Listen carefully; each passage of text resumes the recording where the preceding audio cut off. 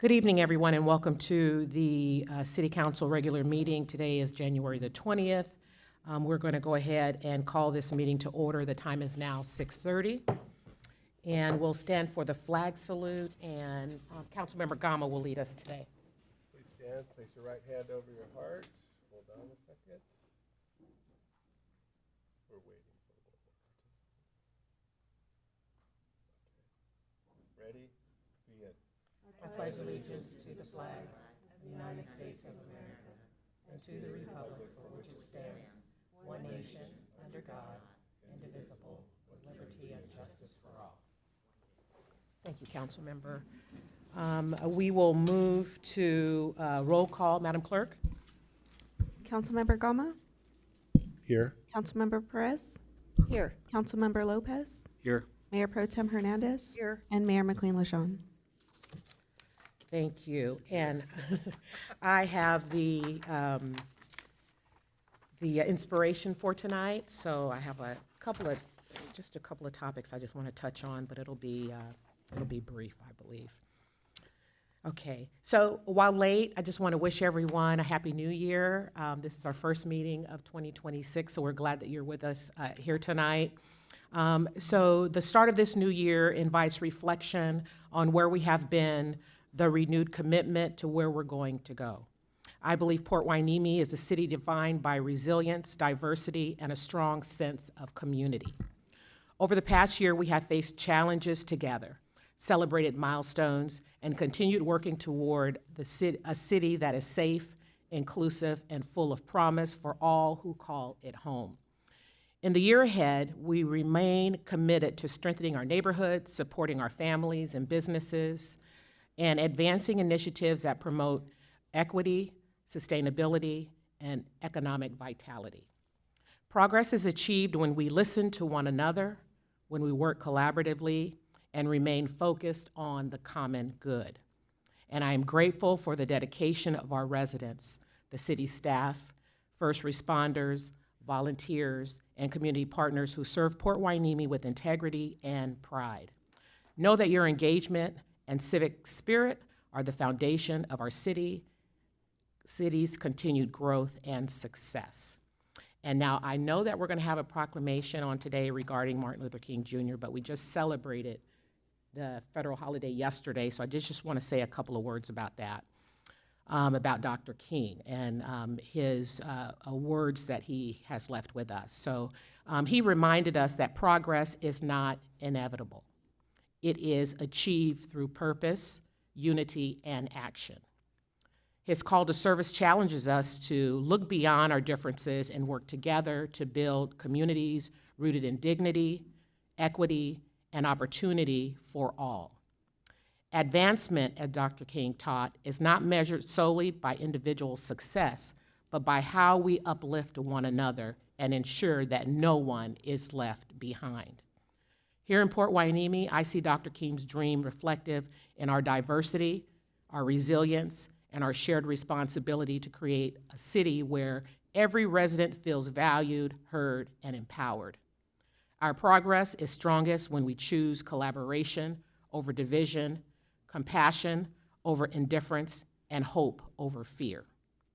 As we reflect on Dr. King's legacy, let us recommit ourselves to advancing the ideals he championed: fairness, inclusion, and service to humanity. May we continue to move forward together, strengthening our community and shaping a future worthy of the next generation. Let us not only remember Dr. King's words, but live them through our actions, our leadership, and our unwavering belief that together we can build more just than a united Port Hueneme. Thank you.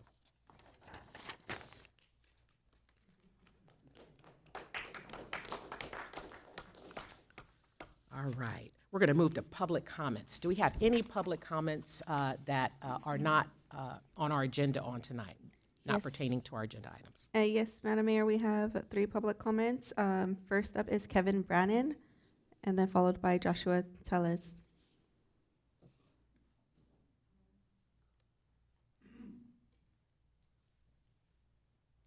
Hello, good afternoon, good evening, city council members. That was great introduction by the mayor. You know, I'm mixed, black, white, and Portuguese. So, you know, to be a black business owner, you know, is something that I'm proud of. And chasing my dream that we do, a lot of that is built into it because of seeing it grow. I'm also Irish, you know, so I'm Irish, black, and Portuguese.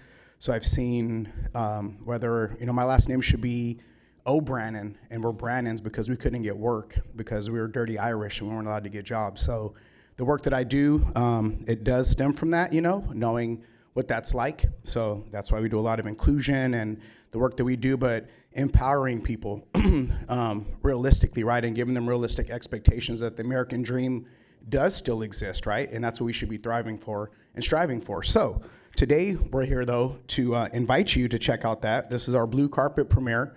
This is something new that we have, our new TV show called Coastal Critters. As you can see, they put me on a comic book with our Coastal Critters. Somebody made this for me today, so I brought it. But we just wanted to invite you. It's going to be at the Channel Islands Maritime Museum. This is an art collaboration of video art and musicians that are local, so you have a collaboration of artists working together. We partnered with the Oxnard Unified School District. We have a student here that's from Channel Islands with the Upward Bound, and 3 other high schools, and we're giving them job placement. As you can see, we have payroll stubs here, like we're an economic, I think we have 8 staff now. You know that we've grown from just taking kids out fishing, so this particular event's gonna showcase all of that, the economic development that we have, partnering with the Port of Hueneme in their SPEED program. Their first jobs, watching kids fill out their first job, their first timesheet is something that you have to witness for yourself to just to see that process of their first. You know, we offer them a lot of firsts. Today I just left the Goodwill. We have a big poster up there of one of the kids that we hired from Goodwill Industries that worked for us for a while until his hours ran out, and how we're using those partnerships that you're talking about, again, in the community. So this blue carpet premiere is gonna highlight a bunch of that stuff. It's at the Channel Islands Maritime Museum. We have 20 VIP spots that are available. We're almost sold out. We could only fit 100 in there, and we only have 11 tickets left. We invited city council members, educators, a lot of different people, not just kids and their families, but they'll be there because the show that we're gonna showcase to them, we gotta have kids there to make sure it doesn't suck. You know what I'm saying? If, you know, it's easy for us to say, oh, that's great, but if the kids are booing it, then we know it's not really hitting. So anyway, you're invited to come out. Let us know. There is a QR code. I passed it around for you to pre-register. But if you don't get in time and you want to show up, let me know. We do have a couple spots, but you guys have helped us for years. You know, the city of Port Hueneme is supporting us with the CBF and the stuff we do on the pier. So we thought we'd come and invite you personally. Thank you. Joshua?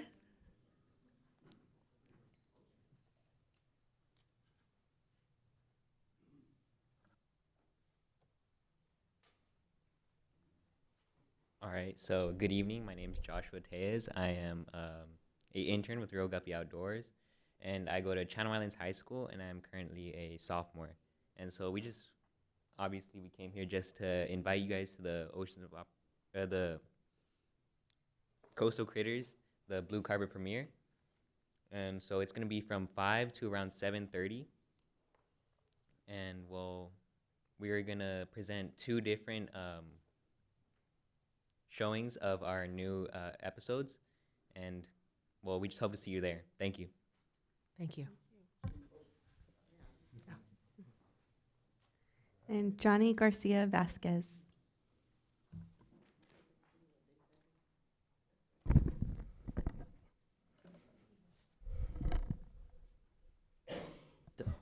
Good evening, Mayor and council members. Once again, I'm Johnny Garcia Vasquez, a former tenant of Park Madera Apartments here in Port Hueneme, who was retaliatorily and illegally influenced to move and vacate Park Madera after I asserted my California tenant rights of reporting uninhabitable living conditions and safety issues to your code enforcement, which could be public record requested. Like mold, mildew, termites, lights being off for days in the hallways, even though the property manager lived in the same building as I, 2 doors down, who was also harassing me along with other tenants that were her friends. And also I reported hate incidents and harassment to your local police department. A couple times I've tried calling them. I have incident and call log reports, and yet your police department told me that they did not have the resources to dispatch anyone, even though I was being harassed, threatened of physical harm. There was hate speech used against me multiple times. And then also my Ring camera caught the property manager, which she's not there anymore. She was transferred to Ventura to one of their apartment complexes that is managed by Gardner Management Limited. So I just wanted to come here in front of you to correct some misinformation that was provided at the December meeting from some of you on the dais, along with Park Madera Apartments and Gardner Management Limited. The issue between me and Gardner Management Limited has not been adjudicated. The Civil Rights Department of the state of California, which was formerly the California Department of Housing or Employment Rights, has given me 2 years to sue, and a case is still open with the Housing Rights Center.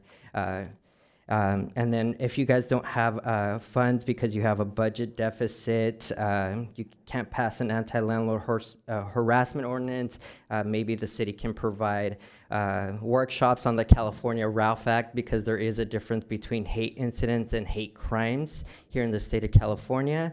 I know some of your police officers have also told me that hate speech is protected, but in California, if your civil rights are being violated, which housing is civil rights, it is not protected. And then also, if you guys can provide free tenant rights workshops, and then if you guys would like a presenter for the California Ralph Act, you guys can contact the Civil Rights Department. They offer free workshops for staff members here on the dais, and also the your police department. Thank you. Thank you. That concludes general public comment. Great, thank you. We're going to move on to our agenda approval. May I have a motion and a second to approve the agenda? Move to approve? Second. Madam Clerk? All in favor? Aye. All opposed? Hearing none, motion passes unanimously. Great, thank you. Do we have any members of the council with any conflicts of interest related to any of our agenda items? I'm going to recuse myself from discussion on item 8, just to avoid any negative public perception. Okay. Number 8. I'm within the 1,000 radius Okay. of Boker Park, so I'm recusing myself because of that. Okay, great. And if I may, I think I should recuse myself in addition, because I live right next to Miranda Park. Okay.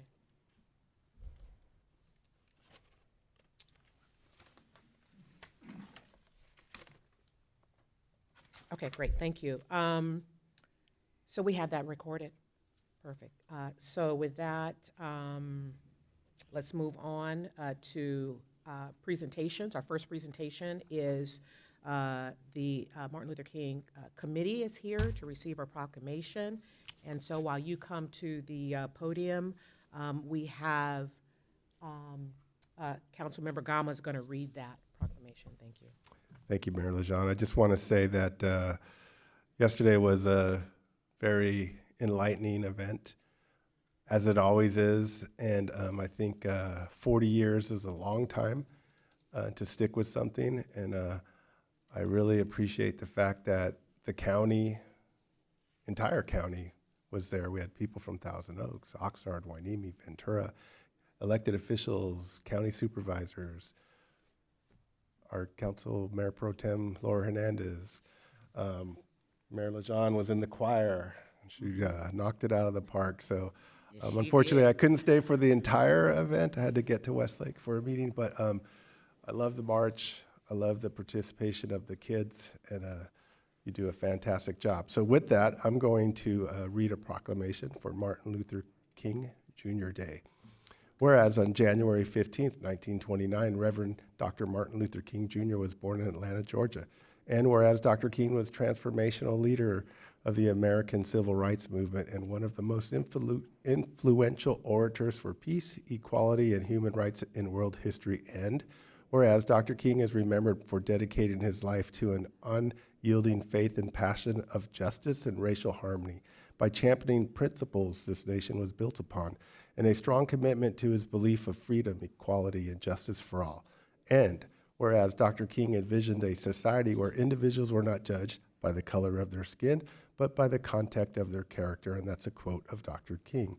And whereas Dr. King sacrificed his life to spread a message of universal equality and justice that was displayed by his efforts to end racial segregation and discrimination through civil disobedience and other nonviolent means, such as his heroic leadership in the 1955 Montgomery bus boycott, the 1957 Southern Christian Leadership Conference, the 1963 March on Washington, and the Selma to Montgomery marches in 1965. And whereas Dr. King's words continue to resonate with the world today by reminding us of the imperative to continue to fight for justice and equality, no matter the opposition, because, this is another quote, because the measure of a man is not where he stands in moments of comfort and convenience, but where he stands at times of challenge and controversy. And whereas people throughout the world continue to be inspired by Dr. King's visions and words, his strength of character and compassion, and his model for peaceful demonstration and dialogue. And whereas in 1983, Dr. King became the first private citizen to be honored with a federal holiday, not just to celebrate his memory, but also to preserve his legacy, one that calls upon us all to exercise our moral authority, stand up against injustice, and protect our most sacred tenet of democracy. Now, therefore, be it proclaimed that the City Council of the City of Port Hueneme does hereby proclaim January 19th, 2026 as Dr. Martin Luther King Jr. Day. Proclaim this 20th day of January 2026.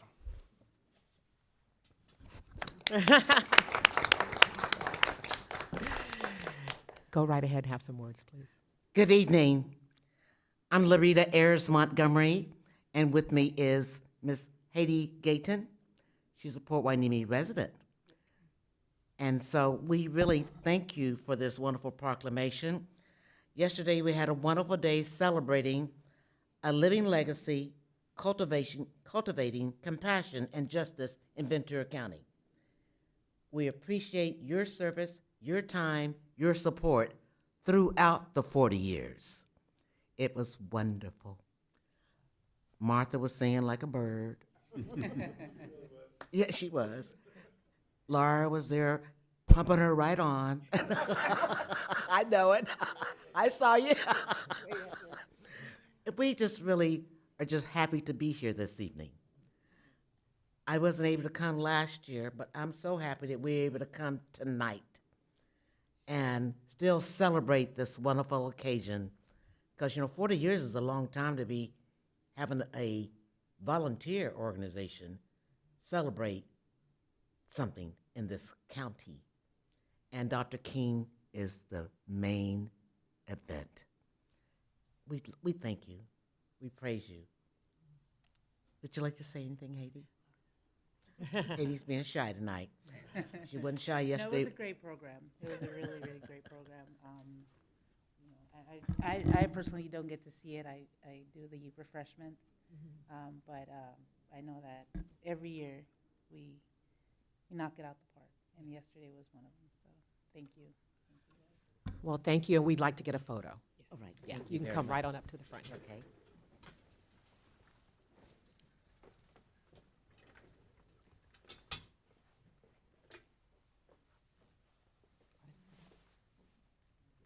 They're just stepping out of the photo. Oh, they're stepping.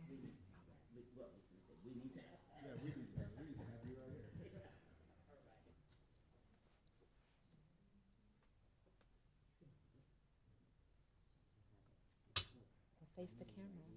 Face the camera. Larita, take a look. Oh. Everybody wants to know that I gave. Yeah, yeah.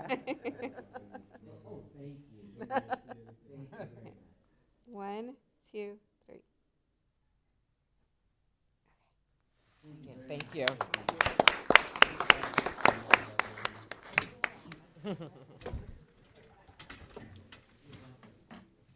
Thank you, Larita. We'll see you next year.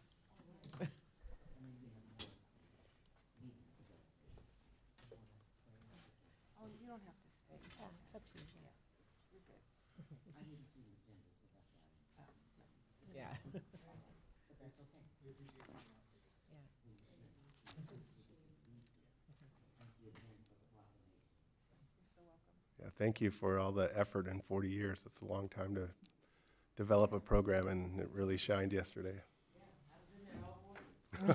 Good. Never retire. Okay. So our next presentation, we're going to have a proclamation to recognize the 26th anniversary of the Alaska Flight Memorial, Flight 261, and our Mayor Pro Tem Hernandez will be reading that. Thank you, Mayor. I'd like to dedicate tonight's reading to Mr. Prasad Anirudh's father, who passed away over the holidays. His services were last weekend, and they continue on their memorializing their great father, who was out here every year since the crash, and he will be greatly missed. So whereas on January 31st, 2000 at 4:22 p.m., Alaska Flight 261 crashed in the waters off Anacapa Island, approximately 13 miles from Port Hueneme in Ventura County, resulting in the deaths of 88 souls. And whereas the accident was the largest loss of life due to a transportation accident in the history of Ventura County, and whereas the crash of Alaska Airlines Flight 261 activated an immediate response from over 75 different federal, state, and local agencies, the military, local nonprofit agencies, and private organizations, and whereas the City of Port Hueneme Police and Station 53, who's here tonight, of the Ventura County Fire Department were among the local first responders to assist with the immediate response and recovery. And whereas the families of the victims came together to promote commercial aviation safety by working together with Alaska Airlines, the Federal Aviation Agency, and the National Transportation Safety Board. And where it is by the work of many that commercial aviation today is safer by addressing the cause of this accident and working to ensure this information is used for the safety of those who use commercial transportation. And whereas the City of Port Hueneme continues to host the families of the victims each year on the 31st of January to honor the 88 lives lost and provide comfort and compassion to the friends and families of Flight 261. And whereas it is important to see how individuals in our county and the City of Port Hueneme came to embrace the families of Flight 261 by showing and expressing kindness, compassion, and giving spirit, and whereas it is important to educate the public about this event of historical significance and how members of our community came together and continue to do so to support the family members of Alaska Flight 261 in this tragic loss of life. And whereas as we gather to remember the 26th anniversary of this tragedy, it is the intention of the City Council and staff to remember those who died and always keep our community a welcoming and warm place for Alaska 261 family members to visit, to honor, and remember those killed on January 31st, 2000. Now therefore be it proclaimed that the City Council of the City of Port Hueneme does hereby proclaim January 31st as the day we honor the 88 souls who died on January 31st, 2000, and recognize that the kindness of our community members continues 25 years later, and we will always urge residents of Port Hueneme to exercise compassion in our daily lives for the betterment of our family members, our colleagues, and every individual we encounter. Proclaim this 20th day of January 2026. Great, thank you. We're going to move on to our consent calendar. These items will be enacted in one motion unless a council member would like to pull an item. Are there requests for any items to be pulled from the consent calendar? Madam Mayor, I have a question on item number 3. Mr. City Manager, should I just ask the question, or? You just have one question? Yeah. I'd suggest pulling it and Okay. voting on the rest, and then we can get. Okay, Okay, great. we'll pull item number Thank you. 3, please. Anyone else have a request to pull one? Yeah, I want to pull item 2. Item 2? Anyone else? I'm sorry. Item 3. Item 3, so not number 2. Is there a motion for item 1, 2, 4, 5? Move to approve. Second. Okay, so let's go ahead and take up item number, go ahead. Can we All take a in vote, favor? please? Aye. Aye. All opposed? Hearing none, motion passes unanimously. Great, thank you. Item number 3, let's go ahead and start with Mr. Gama since he started, and then we'll go to you. Yes, Mission Square, I believe, is the current vendor. Are we switching from Mission Square to a new vendor? So, just for the public following along, we're talking about the city's 457 plan, which is a benefit we offer to our employees. And so currently, we actually have multiple vendors. And so Mission Square is one of them. So some people have them, but we actually have more than one. And that's part of the issue that we're looking to correct, is because we had multiple vendors, we weren't really getting good rates or good deals because we weren't putting all of our assets into one plan to really get, to make ourselves more appetizing to vendors. So to answer your next question is then, will Mission Square end up being the final plan selected? I don't know that that's been decided. I know Frank's been working with them.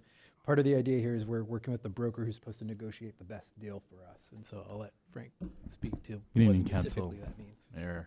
Mayor Pro Tem. So we did go through an RFP process to find a fiduciary who can help us with the financial services and do an RFI for us to see if we can get a better pricing plan. Mission Square was one of them who did submit their bid, but ultimately they were not chosen. It ended up being Empower.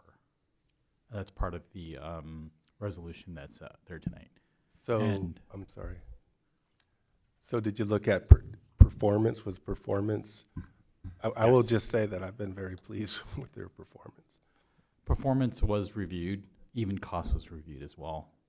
And from the cost perspective, as you might be able to see in the council report, collectively, all of our participants, including our employees and retirees, was paying a total annual sum of about $86,000 out of their retirement funds, which participants pay out of their pocket.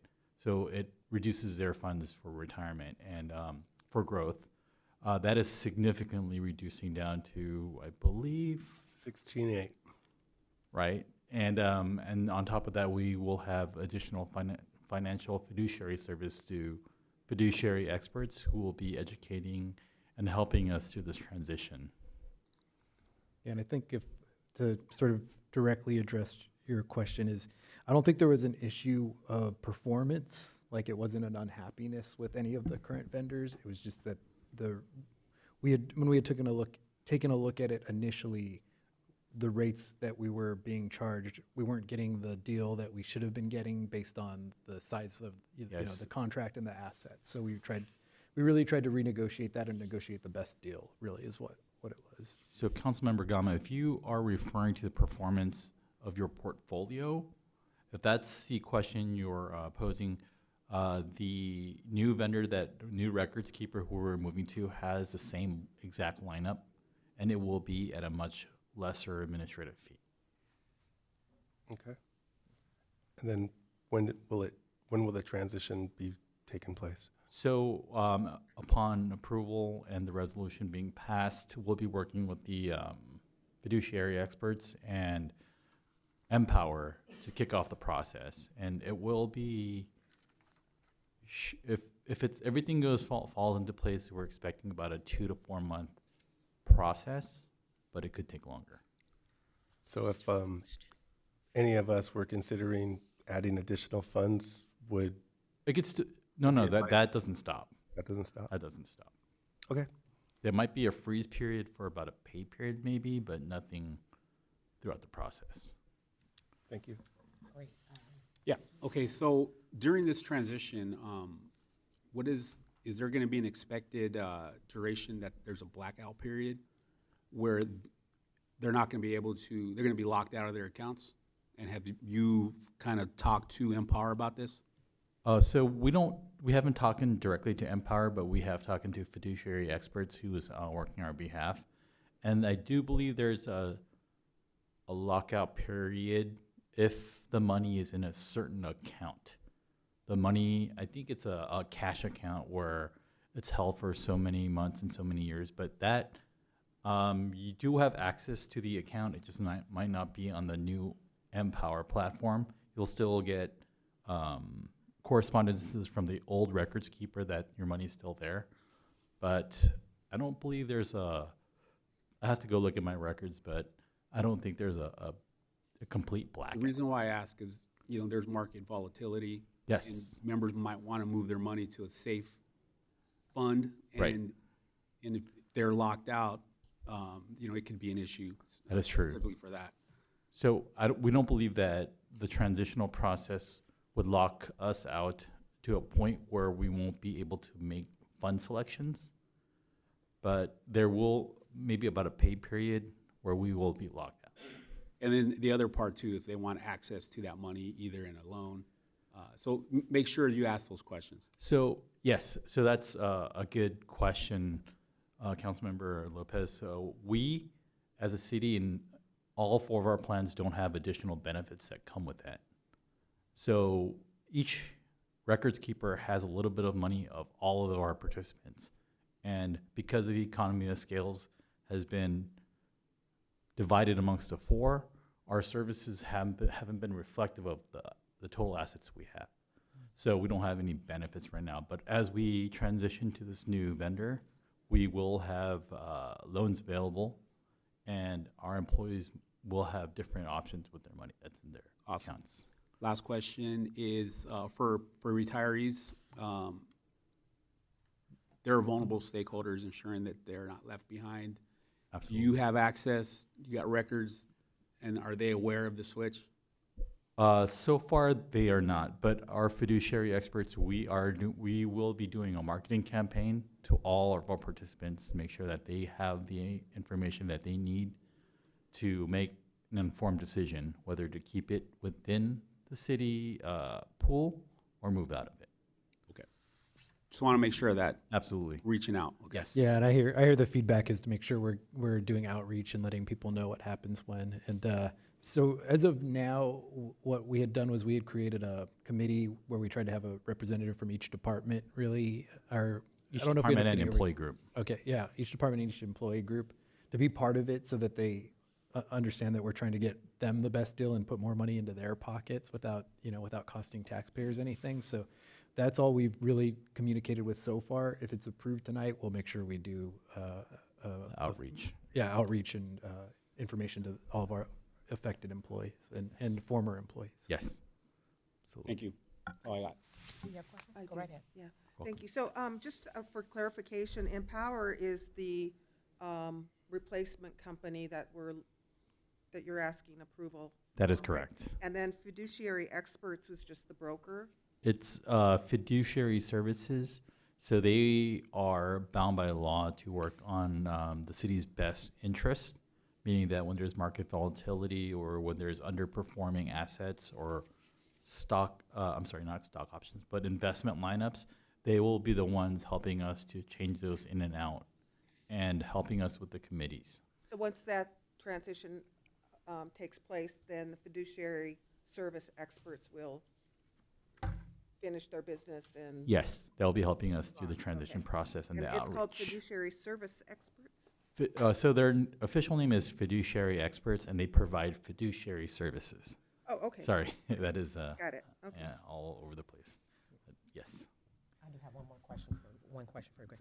So just a question about any negative impacts with having the 4 go into 1? So not really.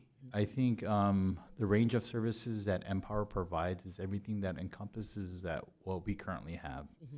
So we are sort of a unique case where our city has a 401k account, which typically are reserved for private entities. We have that. We have a 457B account, which is targeted directly at public entities, but we have both of them, so both the services will be going along.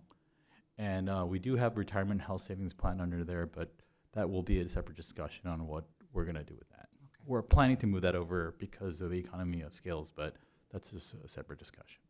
Okay, great. If I can just quickly answer, because I think the biggest negative, I think Frank's a little more optimistic than me, and so for me the biggest negative is change is hard, and it means people are going to have to change their plans. And even I told Frank initially, I said I don't want to tell you which vendor I have because I don't want to sway you guys, but if you don't pick the one I have, I'm not going to be happy. And then he didn't pick the one that I have, so even for myself, I don't really want to deal with the change. But when we look, and I think the group felt this way too, the employee committee that was working on it, is when they looked at the dollar difference that it could make over time by the reduction of fees that they're being charged, it's worth it. It's just, it's the pain to change it, but after that, we don't anticipate any other real negative. It should all be positive. So yes, from there on, it should be a long-term commitment until we come to a certain point where we believe that the services or the cost of services outweigh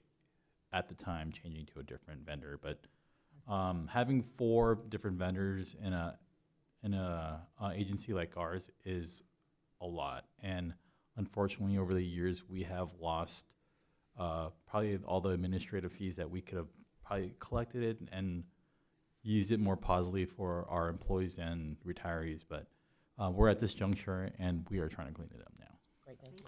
Councilmember Gama. I appreciate the effort because, you take those cost savings, time value of money, it's a big move, and I really appreciate that looking out for us because it is the fees, and it's very difficult to understand the fees. And then I have one further question, which is slipping my mind right now. Hopefully I'll get to it. But,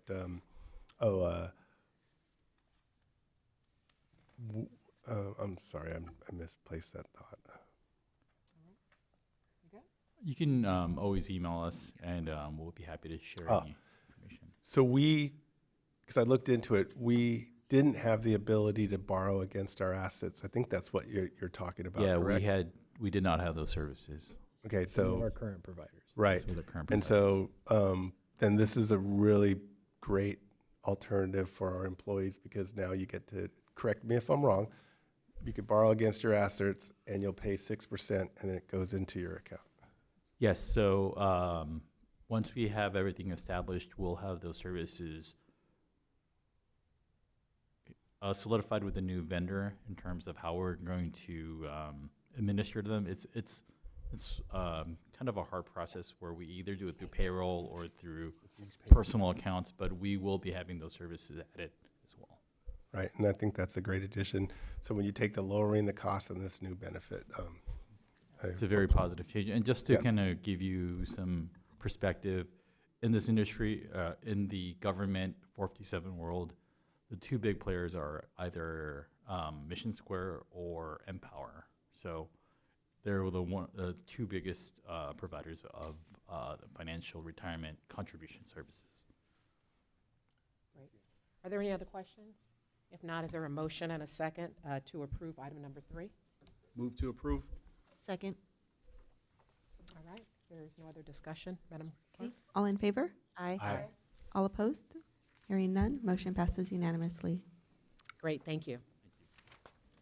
We're going to move to item number 6. Madam Clerk, do you have proof of publication as required by law and a complete file of reports and exhibits?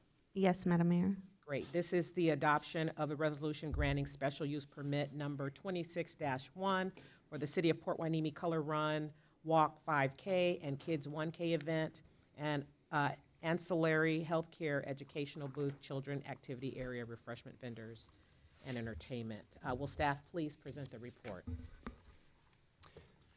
Good evening, Mayor, Mayor Pro Tem, City Council members, members of the public, city staff.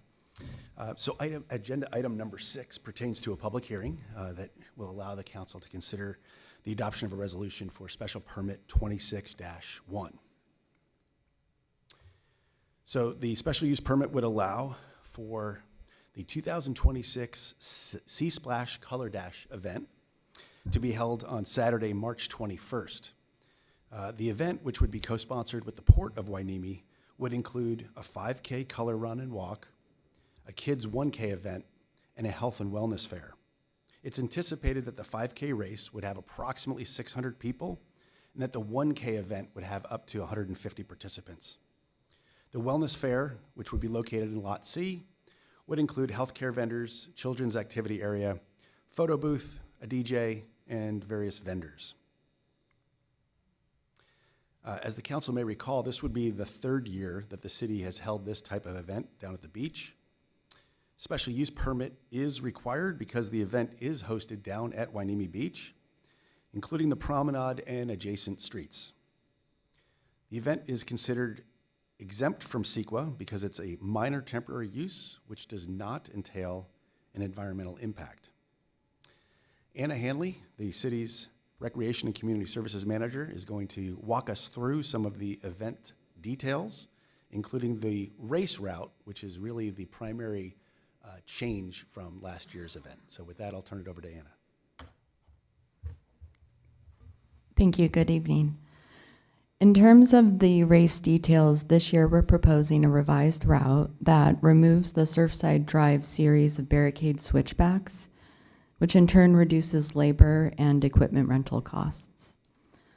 In order to still achieve the distance needed, participants will be routed northbound on Ventura Road to Seaview Street. Only the south shoulder of Seaview Street will be utilized, and the estimated total time of impact will be 25 minutes.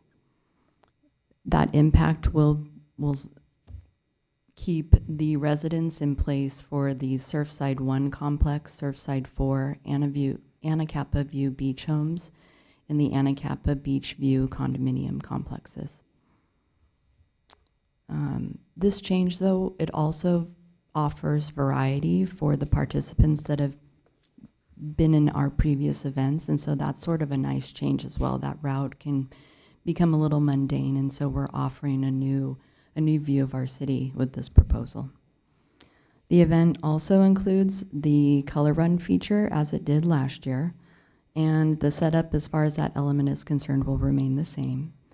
And I'm not sure if anyone had the opportunity to see it, but it was visually stunning. It was these vibrant colors that were all lining the sidewalk, flanked by palm trees. It was an incredible photo opportunity. So as soon as the public's done taking advantage of that aspect of the event, Public Works has offered to clean up the area immediately and restore it to its original condition. As far as the road closures that I just mentioned, Market Street will be closed north of Anacapa View Beach Homes entrance. The southbound Ventura Road will be closed south of Seaview Street. Excuse me, actually it'll be north of Seaview Street. Surfside Drive will be closed west of Surfside 2 entrance through to Market Street.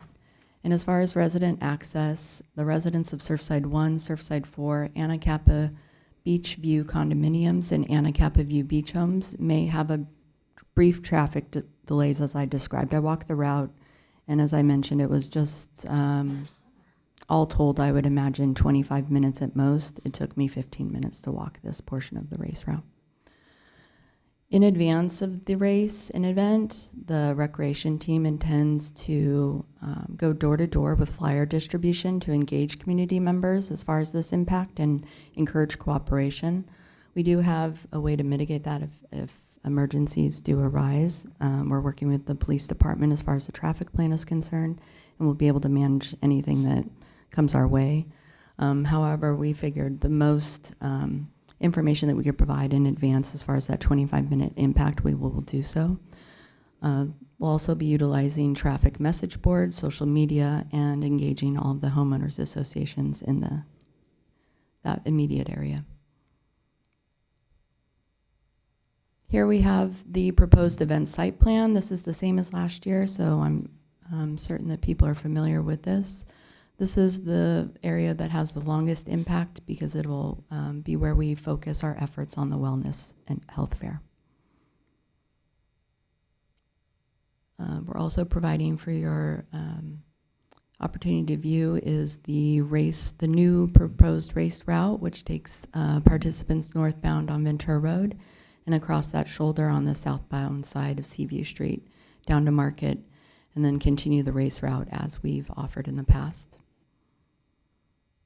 The second heat and element to this event includes the Kids 1K, so the route will remain the same, and the benefit of this particular image is that it shows the opt-out path for those that do not want to participate in the color run feature of this race, and that's highlighted in the blue that'll take participants through Lot B. As far as the fiscal impact, the event budget approximately is $20,000. That includes the timing service, medals, marketing materials, barricades, photo booth, DJ, race, t-shirts, signage, and staff costs. The Port of Hueneme is contributing $10,000 to this event. As mentioned, we're co-hosting the event with the port. Registration fees this year are proposed to be $25 for each 5K participant, $10 for the kids 1K, and that will cover the remaining event costs, which include, and every participant receives a race T-shirt and a medal. This cost, as we are increasing it, is still kept lower than neighboring events by a significant amount, and that's to encourage local participation. Beach parking revenues will not be collected for A, B, C, E, or F, nor along Ocean View and Surfside Drives. And to wrap up the presentation, just wanted to let the council know that the Citizen Advisory Commission did review this and made an advisory recommendation that the council support the event and approve the special use permit. Therefore, it is our recommendation that the council adopt the resolution approving the special use permit number 26-1 and find the project to be categorically exempt from CEQA. We're available for any questions the council may have. Great, thank you. Any questions? We'll just take questions at this time. We'll have discussion later. Councilmember Lopez? Yes, last year and the two previous years, did we have any negative feedback from the community? I believe in prior years there was a complaint related to sound coming from a DJ. So we are very intentional now with the placement of speakers facing away from residents in Surfside 2 complex. Now is intentionally directed towards the ocean and east or west and never north towards the condominiums. We also had utilized the secondary DJ to keep the route engaging and people, sort of pumped as they're going along the race. And that volume too had reached a level in which it needed to be turned down. So we're cognizant of that, and we'll start off those events with the lower sound this time. Also, one lesson learned last year was the trophies age groups didn't match the award that was being presented.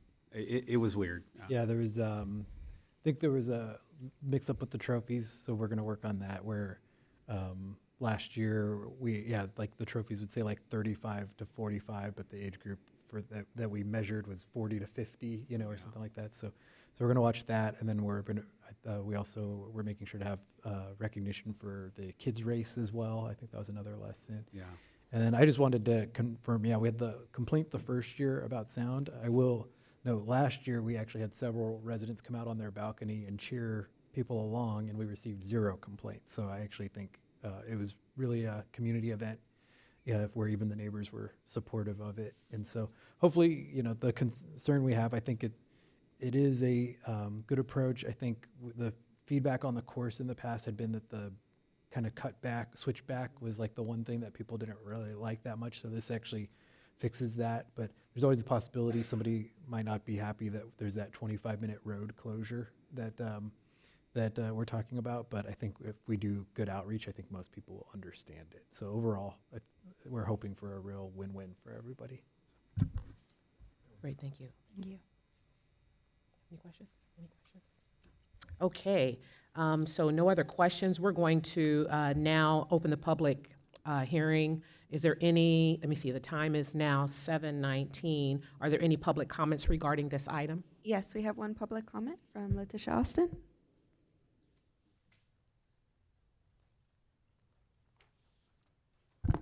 Good evening, Mayor McQueen-Lejean, council members, and members of the community. So my name is Letitia Austin, Public and Government Relations Manager, and I'm here on behalf of the Port of Hueneme. So I'm pleased to share our strong support for the upcoming Color Run / Walk 5K and Kids 1K. This event truly reflects the spirit of Port of Hueneme and the port in the city, promoting healthy lifestyles, creating opportunities for families and neighbors to connect, and investing in activities that strengthen our collective well-being. The Port of Hueneme is proud to stand with the city in championing events that bring people together. We look forward to participating with you to ensure this year's 5K is not only successful, but a joyful and memorable experience for everyone who participates. Thank you for your time and for your leadership in fostering community-centered initiatives. Thank you. Thank you. And there are no further public comments. Okay, great. So now we're going to conclude the public comment section of the public hearing. And so the time is now 7:20. Okay, so we have before us the recommendation to adopt the resolution approving special use permit number 26-1, the Color Run Walk 5K and Kids 1K event. And number 2, take such action related, any additional related actions that may be desirable. Is there a motion and a second? Move to approve? Second. Great, thank you. Are there any additional discussion, anyone? If I may, Go I ahead. just want to comment and thank staff for the good work in putting this together and reducing the expenses involved and rerouting the whole plan. So thank you. It was great work. Good thinking went into it. Great, thank you. If there's nothing else, Madam Clerk, please conduct a roll call vote, please. Councilmember Gama, Yes. Councilmember Lopez, Yes. Councilmember Perez, Yes. Mayor Pro Tem Hernandez, Yes. and Mayor McQueen LaJean. Yes. Motion passes unanimously. Thank you, staff, for your report. Thank you. So we're going to move to business item number 7, a letter of partnership between the City of Port Hueneme and the West Ventura County Business Alliance. Will staff please present the report, City Manager? Yes, thank you. I will present the report, and then I'm actually hoping to invite our proposed partner to say a few words as well. But I wanted to give some background on this item to start. Last year, when we developed our city's economic development plan, one of the main areas of need and one of the key items that was identified as an immediate need was the ability for the city to increase, and we have the wording in the report exactly, to add additional capacity to our community development, to our economic development team to be able to provide economic development support to our business communities. I think, we've all sort of heard feedback or gotten questions about how active or, is the City Chamber of Commerce active, and that was an area that was identified as a need to really build that connection with the business community and provide opportunities for business advocacy and engagement and networking and all of those types of things. And so that's been a challenge in Port Hueneme, and we started to do some research and try to brainstorm and come up with some ideas, and we started to look at the work that the West Ventura County Business Alliance was doing. And for those that don't know, the West Ventura County Business Alliance is a regional business organization that serves as a combined chamber for Oxnard and Camarillo areas. So we looked at that map and we saw Oxnard and Camarillo, and for some reason there was this hole in it that is Port Hueneme. And so it sort of started to get us thinking about, is this an opportunity for the city of Port Hueneme to partner with that group and really kind of, I always say win-win opportunities don't come around very often, but this really felt like one where it was an opportunity for the West Ventura County Business Alliance to really lock up the whole region as far as being able to build that network, business networking community in that whole region, but also an opportunity for us to sort of get our business community connected with our own, our Port Hueneme businesses, but also the businesses in Oxnard and Camarillo that there's some mutual benefit there. So it led to discussions where we reached out to each other and we talked about partnering, and I think we both had a pretty immediate interest seeing those possibilities, and so we talked with the West Ventura County Business Alliance about the possibility of the city partnering and joining that partnership. And so what we've put together and worked together to develop is, I would say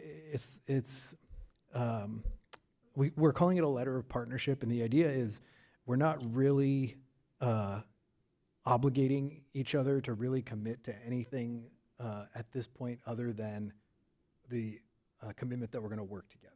And we're going to, when there's opportunities to work together, then we will do so. And we're going to, do things like we're going to appoint a staff person who will connect with the West Ventura County Business Alliance. And if businesses have questions and they come to us and want to talk to the Business Alliance, we'll make sure that we get them to them, or vice versa. If they go to the West Ventura County Business Alliance and they have a question about the city, that the Business Alliance has somebody that they can call and try to get answers for businesses.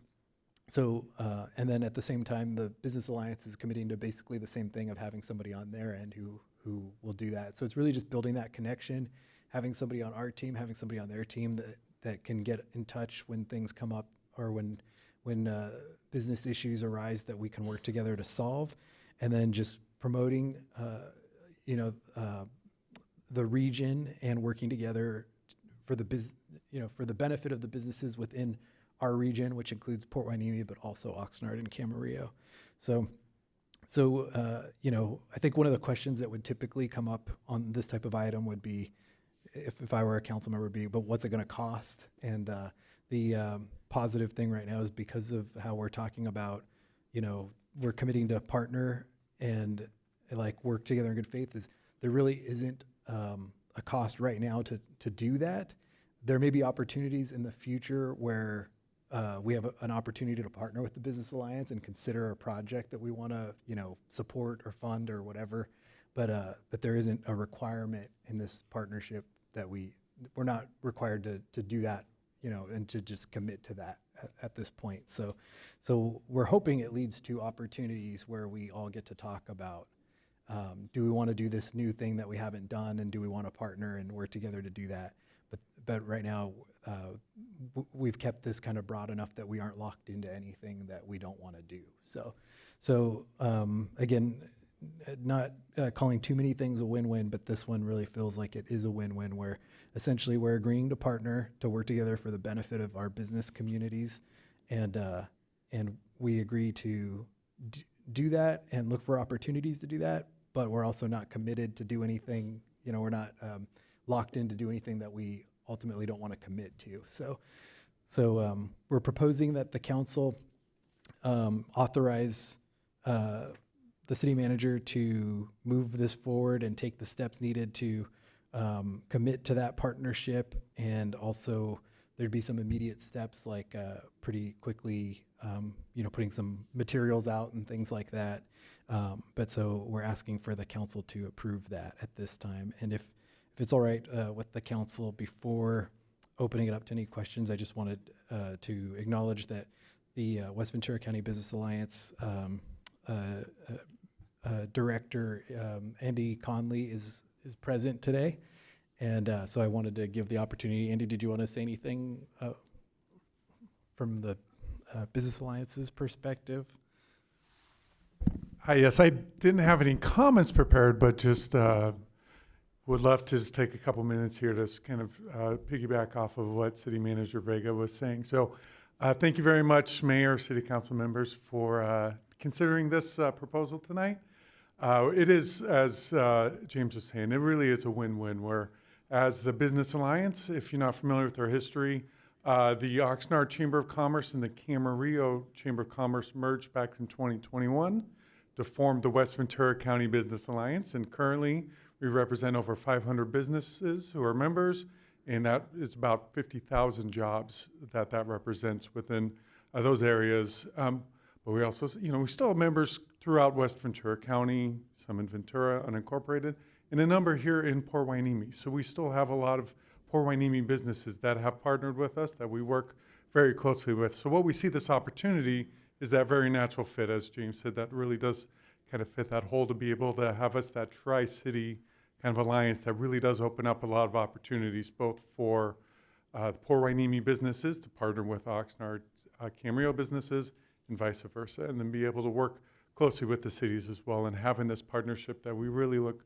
forward to. This is something that I have presented to my executive committee. It is going in front of our board on Thursday, just same proposal that you have before you. And so both sides come together in agreement. We look forward to working quickly to make that happen. There's one thing I do want to kind of clarify really quick as far as the financial part of it.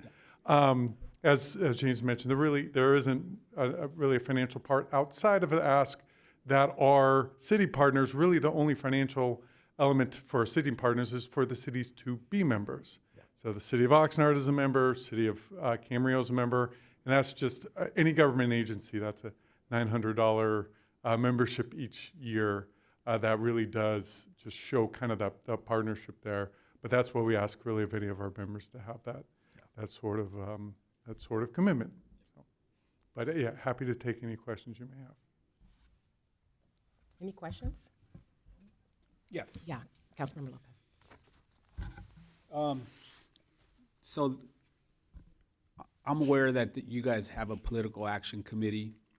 Has there been any issues in the past, like that you guys were, you were advocating for one candidate, or an action that may have been not supported by, say, the city of Camarillo or Oxnard?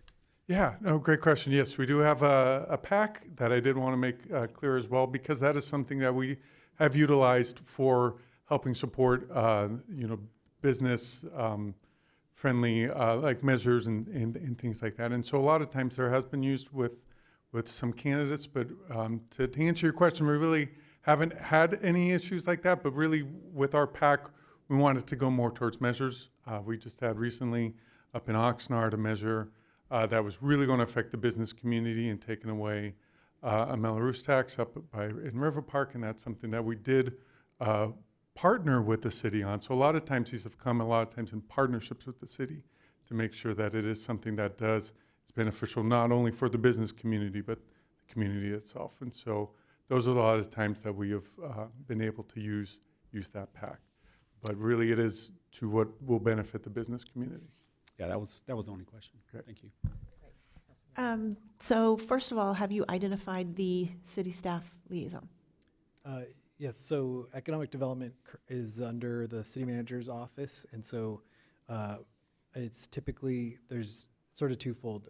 Myself and Brian Popovich from my office attends now the county economic, for the first time we actually have a regular representative at the county economic development meeting, so he would also be the first point of contact, but then I'm the second point of contact. Okay.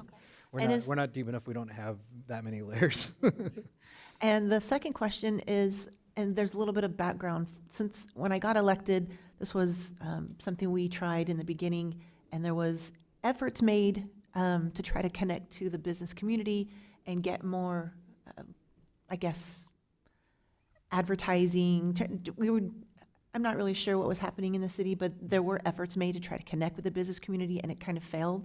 And what is that going to look like? Is there somebody going to go out and connect with all the businesses and bring them on board? And is this going to be kind of like replacing what a Chamber of Commerce would do, supporting businesses? For instance, around COVID, that would have been really helpful, having one of those types of agencies. But is that same thing along the lines of what we're looking at here?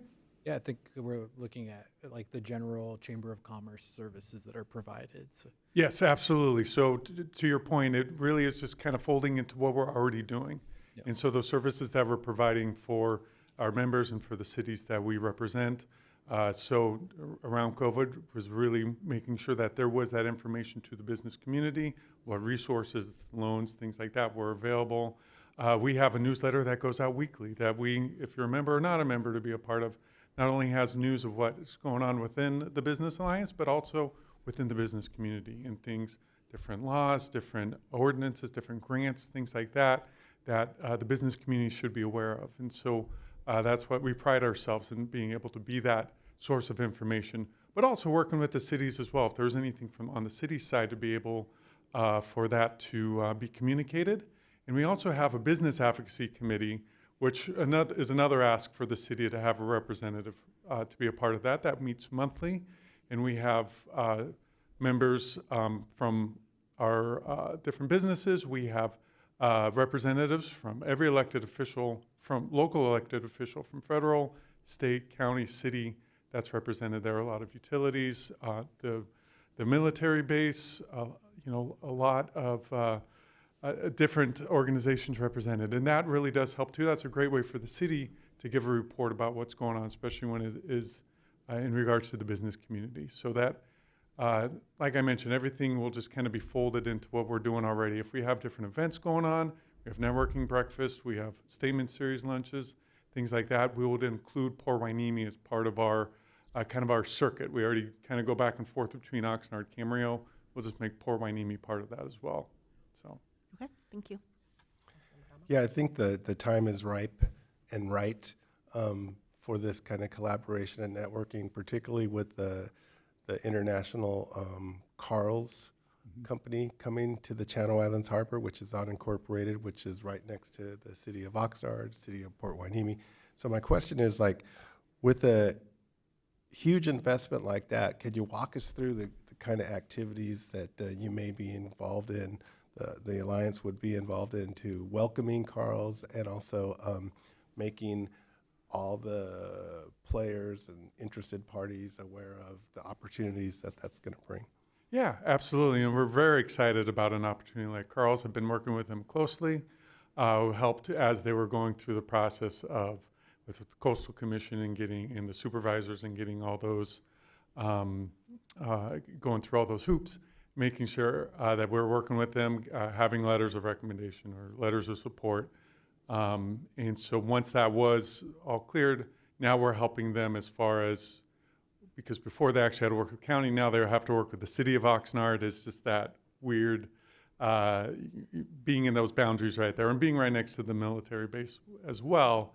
A lot of those different jurisdictions and boundaries. But working with them to make sure that they are hitting their timelines and growing, because that is something that we see as far as for workforce development, economic development, and just really the whole growth of this area, how it does help benefit everyone. Even things that we're working with them on as far as making it easier to access. As you know, here in Port Hueneme, not the easiest access off the 101 or the 1, and so that is something we're working with them on too, to, you know, as we have people trying to come up maybe from Southern California or other parts of the state to be able to access not just them, but how that would affect the Channel Islands Harbor and the surrounding areas too.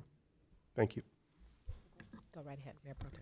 I think, you know what, I'm going to ask, we've had discussions about this, just real light discussions, but can you talk about what the vision is of the Business Alliance in helping prepare Ventura County and our cities who are non-venue cities for the 2028 Olympics? Yes, no, great question.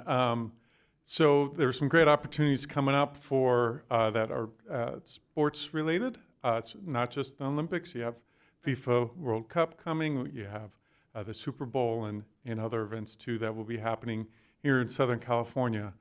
And so Ventura County is in a really unique position and has been really identified by FIFA, by the Olympic Committee, as one of those counties that will play an integral role in hosting those events. And so we have been working in partnership. So that's a big thing that we do too, is not just partnering with the cities, but partnering with the county, partnering with different agencies like the EDC, like the Ventura County Lodging Association and others, that for these things to work, for these things to happen, really has to have everyone working together and playing their role. And so we want to play the role that we can, not only for these events themselves and really make it successful and take advantage of that, but really use this as that springboard for something that's more sustaining, where it's not just a shot in the arm for 2-4 weeks, but something that you can use then to help establish other youth sports activities or things like that that can really help with economic development and community development. Very good, thank you. Yeah. Great. Any other questions? No? Okay, so we have have before us the recommendation to approve and propose the proposed letter of partnership between the City of Port Hueneme and the West Ventura County Business Alliance, and authorize the city manager to execute and take the steps needed to partner with the West Ventura County Business Alliance, such as designating a staff liaison and collaboration for the benefit of the local business community. May I have a motion? Madam Mayor, before we go to that, I think we didn't call for public comment yet. Oh, I'm sorry. Is there public comment? No public comments. Thank you. It was worth calling. Okay, thank you, though. Yes. So is there a motion and a second? Move to approve? Second? Great. Any other further discussion? Yes. So I'm just thinking this is a win-win situation. And we think of the marketing tool that we can actually use when we have our Sprouts grand opening. Big win for the city, the economic impact that it could actually drive. So I was grateful early on to actually take a meeting through Economic Development Collaborative Contact, met with you, Andy, and I appreciate you being here, and just that one meeting, turned it over to James, and look where we are. So grateful for the communication back and forth, so thank you for sticking with our staff. Great. Any additional discussion? Anyone else? Yeah, I just wanted to echo what Councilman Gama said, that the timing is right. There's just so many opportunities that we are looking forward to, and it's very exciting because this is long overdue to have this kind of relationship and this kind of movement toward our economic development plan. So thank you so much, Andy. We appreciate it, and thank you, City Manager. I just want to piggyback on Mayor Pro Tem's comment. It's like the international appeal to, you have this international company coming to Channel Islands Harbor, coming to the city of Oxnard, the city of Port Hueneme, making a major investment, and that opens up a whole new stream of visitors. And so, yeah, I'm just really excited. Great timing, and looking forward to your work. Great, thank you. If there's nothing else, Madam Clerk? All in favor? Aye. All opposed? Hearing none, motion passes unanimously. Great, thank you. So, yes, so we're moving Well, to they still have item. to approve it on Thursday. Yes, we're moving to item number 8, and Mayor Pro Tem and Councilmember Well, what happens Gama if they don't? has recused himself. All right.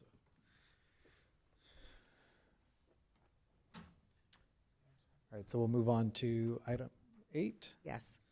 Thank you. Will staff please present the report? Yes, and I'm going to give a little introduction, and then I'll hand it off to our Housing and Facilities Director, Gabby Basua, to give a little more information. But I just wanted to give an introduction. This item is probably coming sort of catching people by surprise, maybe, because we have an opportunity that came up quickly with the deadline pretty quickly, and so we wanted to bring it forward. We think it's another good opportunity, and so just as the little background, little introduction is that we had an opportunity to get a significant grant or discount, whichever one you want to call it, from a vendor that for a limited period for playground replacement. And because we had recently really tried to ramp up our playground inspection compliance program, and we realized we were finding problems that on a 20-year-old playground you can't fix anymore, that we had a need and we had an opportunity. So we jumped on it. We wanted to bring it forward. And so with that, I'll hand it over to Ms. Basua to walk us through exactly what we're proposing to do. Thank you. Good evening, Mayor, Mayor Pro Tem, council members, and city staff. Well, I guess our Mayor Pro Tem isn't here. The item before you this evening is a staff recommendation for the replacement of the playground equipment at Miranda and Bolker Park. Bolker Park Playground was last replaced in 2010 and Miranda Playground in 2013, making the playground 16 to 23 years old. Commercial playground equipment's lifespan ranges between 8 to 10 years, but can last up to 15 to 20 years with consistent maintenance. Due to the age of the equipment, staff has been unsuccessful in securing replacement parts, citing liability concerns. Manufacturers will no longer provide replacement parts, leaving staff no option but to remove and/or board up specific sections of the playground. The current condition of the playgrounds no longer meet the California health and safety standards. This is the current condition of Miranda Park. playground. As you can see, we had to board up a section of the playground. We had a railing that failed and had no other choice but to remove it. We have corrosion throughout the playground, equipment along with tripping hazards throughout the park. And these are just a few pictures that we, staff took, but not only that, but we've had members of the community upload asking for replacement. This is the condition of Booker Park, which is probably 2 times worse than Miranda. As you can see from the bottom pictures, we've had to remove this equipment. We could no longer get replacement parts, so the best we could do was remove the equipment. The top picture shows what used to be a swing set, no longer is there. That's now gone. We had to remove that also, along with the slide that is cracked.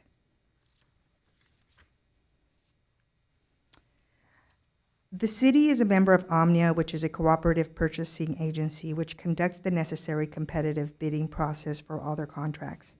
Using this platform, staff requested a quote from Great Western Recreation, at which this time Great Western notified staff of the possibility of receiving a matching grant for the playground equipment. This slide is a rendering of the proposed Miranda Park playground equipment. I wanted to note here that part of the promotion of us receiving the grant was only for specific parts of the playground. So they didn't give us a catalog and say choose and you'll get half a discount. They had specific parts that qualified for that. So what staff did is we went ahead, walked the playground and said, using the grant, give us a rendering of what is possible. So we got a few samples along with recreation. This was the sample that was chosen. This playground will include climbing pools, vertical ladders, whirlwind climbers, rubber spring seating, new swing set, observation station, climbing links. And this playground equipment is recommended for ages 2 to 5 and 5 to 12. Cost. The total cost for the equipment is, along with material surcharge, freight costs, and tax, is $366,672. The bottom chart, though, shows the total plus a performance bond. The performance bond is something that you can choose not to approve tonight, but it is my recommendation that we do approve it. It guarantees the work that is going to happen. Along with staff is asking for a 5% contingency. We take that minus the grant that we were awarded of $103,000. We also have the ability to use an RDA bond that we've had sitting for a few years, more than a few years now, that we can apply to the park, along with the State of California Park grant that we have, making the final cost to the general fund be $59,145. Can I, real quick, before you move on, do you mind going back to that slide? I just wanted to point out, like the RDA bond and the State of California Park grant, which ended up being about over $200,000, that those were related to, if everybody recalls, a couple years back when we tried to put a pause on some of the projects that weren't really priority projects, and part of the idea was we said that those grants could be repurposed for priority projects and projects where we actually have like liability, or projects where we knew we were getting complaints versus like the the dream projects. So those are over $200,000 that we're going to go towards other projects that at that point a couple years ago we put on pause so that we could try to focus on those priority projects. And I think with the photos that Ms. Basua showed, it shows exactly why we were sort of preparing for this, because we knew that the playgrounds potentially, if we couldn't come up with a plan to be able to replace these soon and be able to afford to replace them, that it would be a big liability issue moving forward that would probably cost us more than it would be just to fix it. So I just wanted to highlight that those are, just two examples of hard decisions we made in the past, but now showing why we had to make those decisions and how it set us up to be able to do this now. So anyway, go ahead. This slide shows the proposed Booker Park playground. Happy to say that we will be replacing the swing set. We'll have an upper body trainer, a fun seats, new slides, telescope area, bongos, raccoon spring ride, and whirlwind seats, and a wave climber. And the cost for Booker Park. The top chart at the bottom, the total is $253,493. Again, I do recommend the performance bond along with the 5% contingency.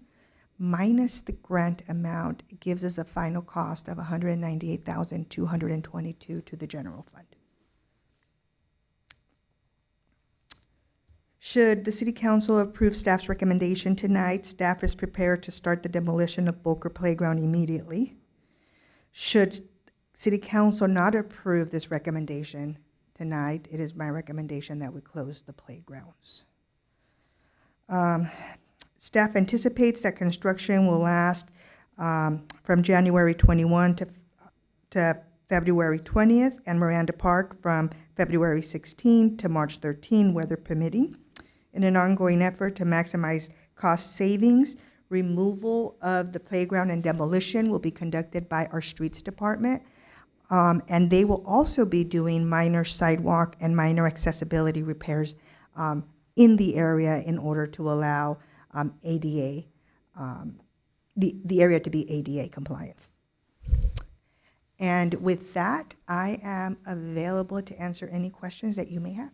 Mayor, do you mind if I Go right add ahead. one thing? Because when we write reports, we have to write the financial statement or the financial pieces. We write them very governmental, like in governmentese. Is that is that a language? And so when we wrote this report, I think that if it's read one way, it could be taken one way. But I wanted to make sure we explain it accurately because. In the recommendation for the report, we say that the approval is for $456,000, which obviously is a significant amount of money in a time that we don't have a whole lot of extra money. But as Ms. Basua just went through in detail, that's the total expenditures period for both of these playgrounds. But and we have to get that approval to cut those checks for these playgrounds, basically. But as we showed, we have several grants and we have the RDA funds to put towards it. So the general fund impact is much less than that. I think, if I remember right, the general fund impact, at the end of the day, being able to replace 2 playgrounds for a general fund impact of, I think it was something like $250,000, $257,000. 366. Yeah. So being able to replace 2 playgrounds for $257,000 is, I would say it's a pretty good example of staff, our team really leveraging every dollar to count and matter and looking for opportunities where to be able to do these things very cost consciously. And then, like I said, with the reminder that, the concern would be if we don't fix it and something happens that, the saying of, penny wise, pound foolish, to save a dollar now, where it would be, potentially taking on bigger risks. So ultimately, and then the last thing I'll say is, I think I told the council, anytime I bring a project forward and I recommend to pay for it from our reserve fund, you should expect me to have a really good explanation. And so this is, something that we talked about at our staff level a lot of like, is this that thing that's that important?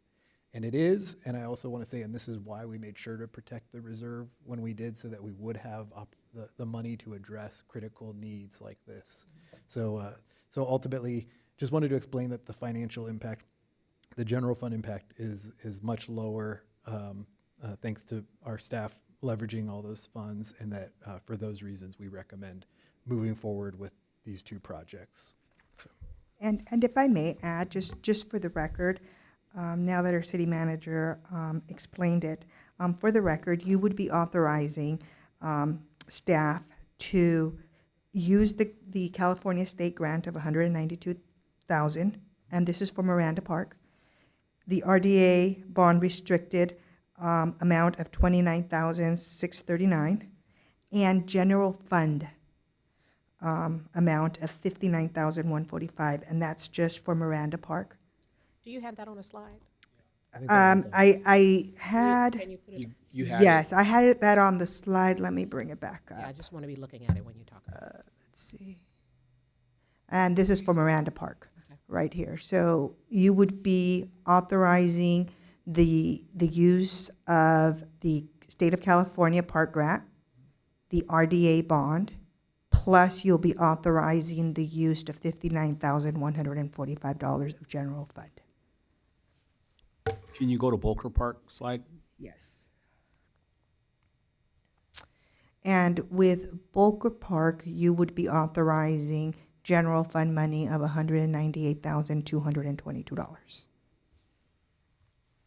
And the reason for the differences on Miranda Park, there'd been a grant that the city got to do like some dream improvements at Miranda Park, and we said we don't really have money to add a bunch of features at Miranda Park right now, so let's take that and repurpose it for this playground. But on Volker, there was no existing grant that we could repurpose, so That that's is why. correct. Yeah, that's why there's not multiple grants listed there.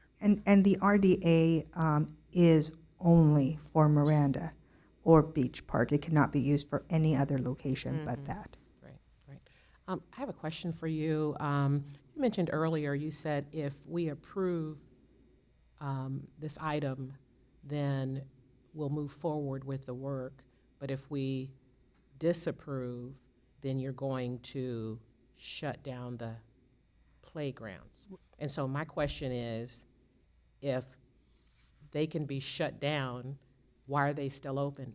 Isn't there a liability? That's why we're here tonight. Okay. Because as you can see from the pictures, we could no longer get replacement parts. They're at the end of their lifespan. And we had to move very quickly in order to bring this, but then we were also just really lucky on getting this match grant. So we moved really quickly, worked with Recreation, worked with the playground manufacturer to bring this item to you today. That's why we're here. So let me ask the question a different way. How long is it going to take to upgrade the playground? Less than a month. Less than a month. Staff is ready by, if you approve this item tonight, we have construction fence coming in tomorrow morning, and Public Works teams, we're ready to start. Great. Yeah, if I could just add to that real quick, because we struggled with, do we want to say this tonight? That we have these concerns, but that's what triggered us to move on this aggressively, is to address these. But when we talked and we realized that if it's approved, we are literally going to start tomorrow, and we're going to bring in the fence tomorrow, we figured it safe-ish saying it tonight. Great, thank you. Go ahead. Yes, so it seems like your phase one is to tear it down. Correct. Right? So, and then there's two parts. So that's the easy part. When are we gonna have the material, the playground to install? The manufacturer has said the material is in stock. It's ready. Okay, but when is it gonna get shipped? It's here locally now. Okay, so we expect, if, based on the construction schedule, we gave Public Works about a week and a half to get the grounds ready. February 2nd is with Great Western will come in with the equipment. what are they projecting as far as time? 2.5 weeks, 2.5 weeks. So we should have grand opening March, mid-February. mid-February. We're weather permitting. Okay, and what's the warranty on this equipment? The warranty for just like Bubbling Springs is 8 to 10 years. Normal wear and tear is obvious. Manufacturer defect is warranted, but should somebody break something on purpose, put a sledgehammer, that obviously is going to cost us additional money to repair. So the equipment that we have in there now, did it look like that happened? Absolutely, yes. Yes, unfortunately, we've had equipment on fire. We've just had vandalism throughout the park over the years. I mean, but staff has done a remarkable job in keeping this playground going as long as it did. I mean, we're almost at 20 plus years. And we will continue to do that. We have our protocols where we're going to be going and checking out the playgrounds on a monthly basis, just like we do now. So I anticipate this playground is going to last you 15 to 20 years as long as we do preventative maintenance on a monthly basis. Last question. Is there any plans actually to have a camera in both parks? I will refer, I'll have that question answered by the city manager. Yeah, we'll take a look. I know we had our dream camera project, and then I think we then had to put that with our budget, which to be clear, the council and we didn't cut the budget for that project. It's just that over the years since we signed the contract, things got more expensive. So then we had to take a look, and we had to sort of prioritize which areas we were going to be able to do, and that because we weren't going to be able to afford as many of the cameras as we originally thought. So I don't remember offhand exactly what made the cut and what didn't. So we'll take a look, and we'll get back to everybody and let everybody know. Doesn't mean, we talked as a group, and we were saying it doesn't mean that like if something got cut, we can't add a camera later, but it's just that my first answer will be I'll try to get everybody the list of where we're planning to put the cameras that are currently approved in the current project, and then we'll go from there. The reason I mentioned it, the camera would have been viable for the fire at Miranda The vandalism, Park, yeah. So, Yeah. okay, Yeah. that's all. That's the only questions I have. Thanks. Okay. Thank you. I'm assuming there's a time limit on the grant. It expires now? It expires We now. have to use it now. Yes. We use it or lose it. Yes. Well, I've been waiting for Bolker Park to be upgraded for forever. Yeah. That neighborhood gets no love, so. Yeah, and that's what we hope people feel that way. We hope people see what we're doing. I think the one thing, it's always great if you have more time and you can go out and meet with the neighborhood and see what they want. But for us, it's really we have an opportunity to do it for much less than normal. So, and get the significant matching grant. So, we're hoping that everybody's just happy to see a nice new playground because one of them is over 20 years old. One of them is 23 years old. Is it Miranda? I believe it's Bolker. Okay, yeah, that's what I would have guessed. I thought I read it wrong, but so it's going to be nice and new comparatively, even if it's not, even if there's little features that people would have preferred to see or things like that. I do apologize. You are correct. It is Miranda Park. Okay, yeah, I would have guessed Bolker was the older, but it's Miranda. Bolker takes a lot of wear and tear. Any other questions? Do we have any public comments? We do have a public comment. It's from Brian Schumacher.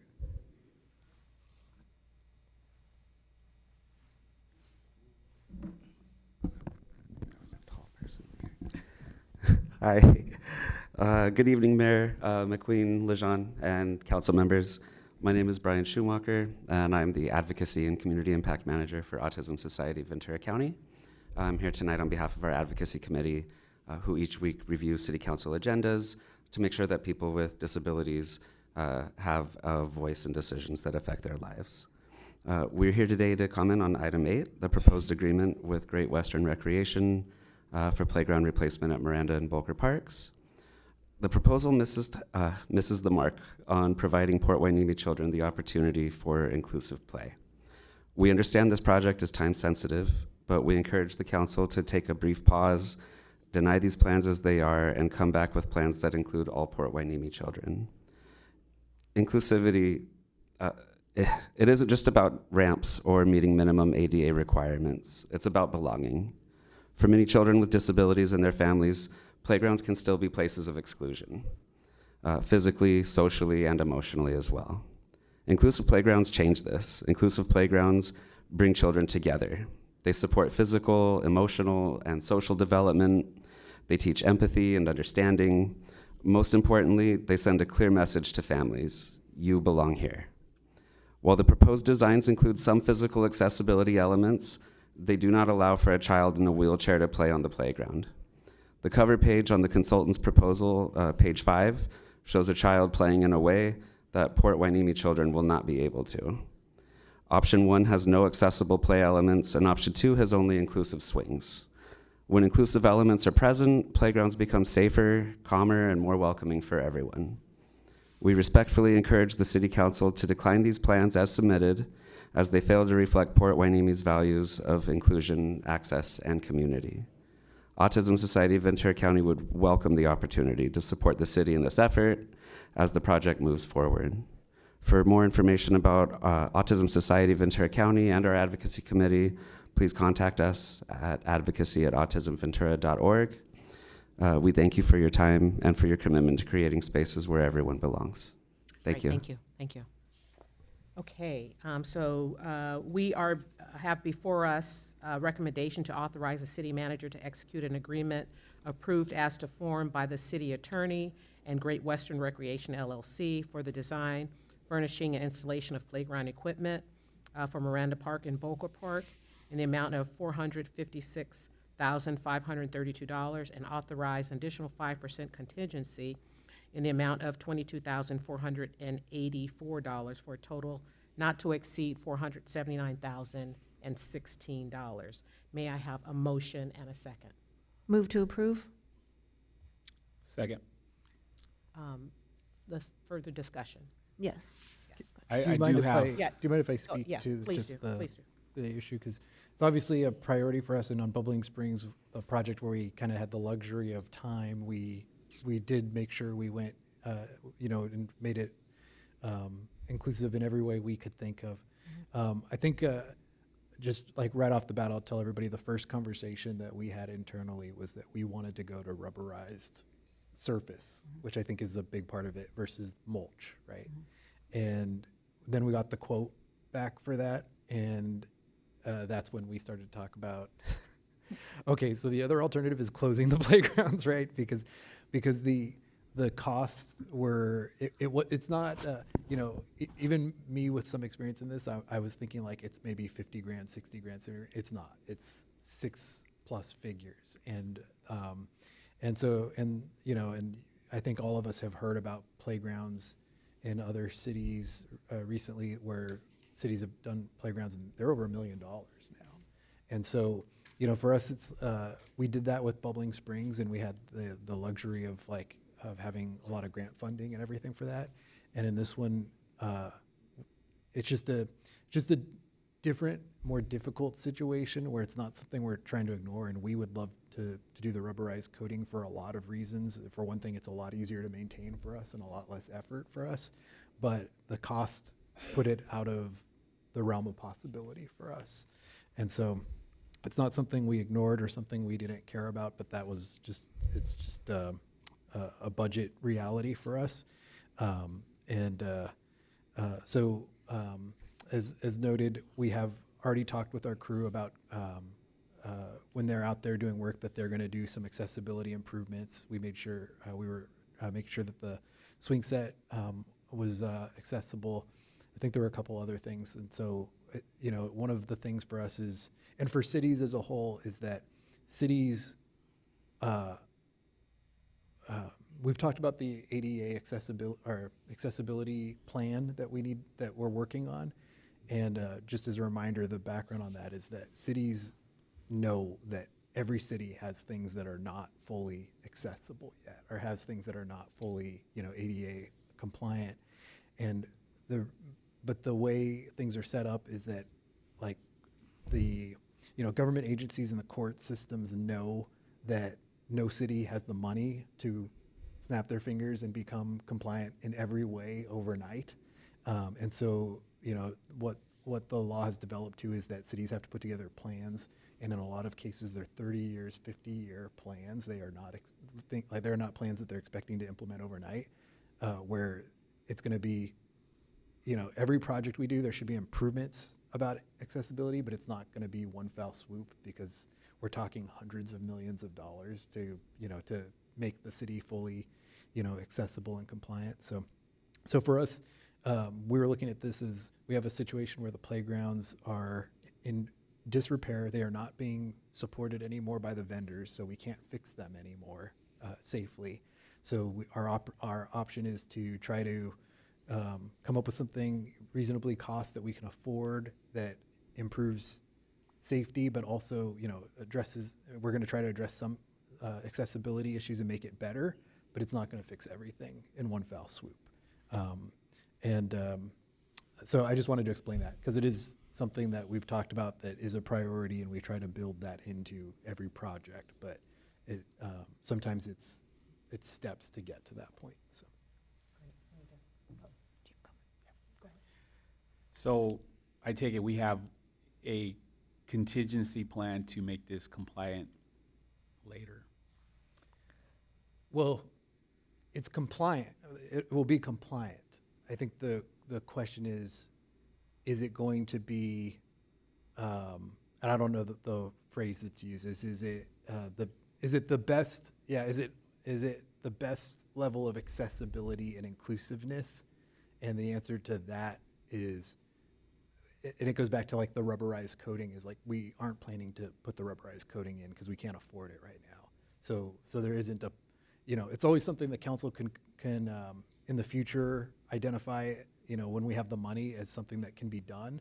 But right now, that's not part of the plan. It's not part of what we're proposing. So yes, so while I so appreciate the public comment, and I have pride in our council. We do our best to create inclusive policies, and I know Ashley Pope will attest to that. But unfortunately, sometimes our hands are tied, our budgets are limited.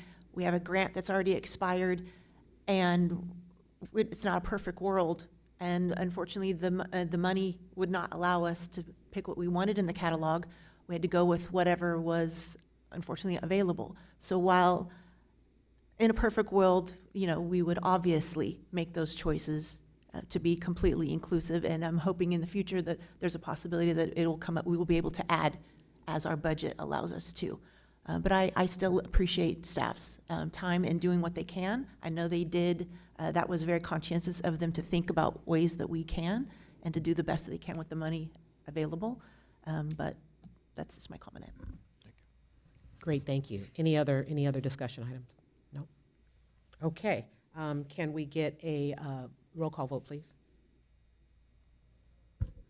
Councilmember Lopez? Yes. Councilmember Perez? Yes. Mayor McQueen-Lejeune? Yes. Okay, motion passes with Councilmembers Hernandez and Goma absent. Great, thank you. Okay, let's move to item number, let's call them. Great, thank you. Thank you for your report, Ms. Basua. Money comes available, maybe get a grant, add more stuff later. But at least let's get something there, you know, for the community.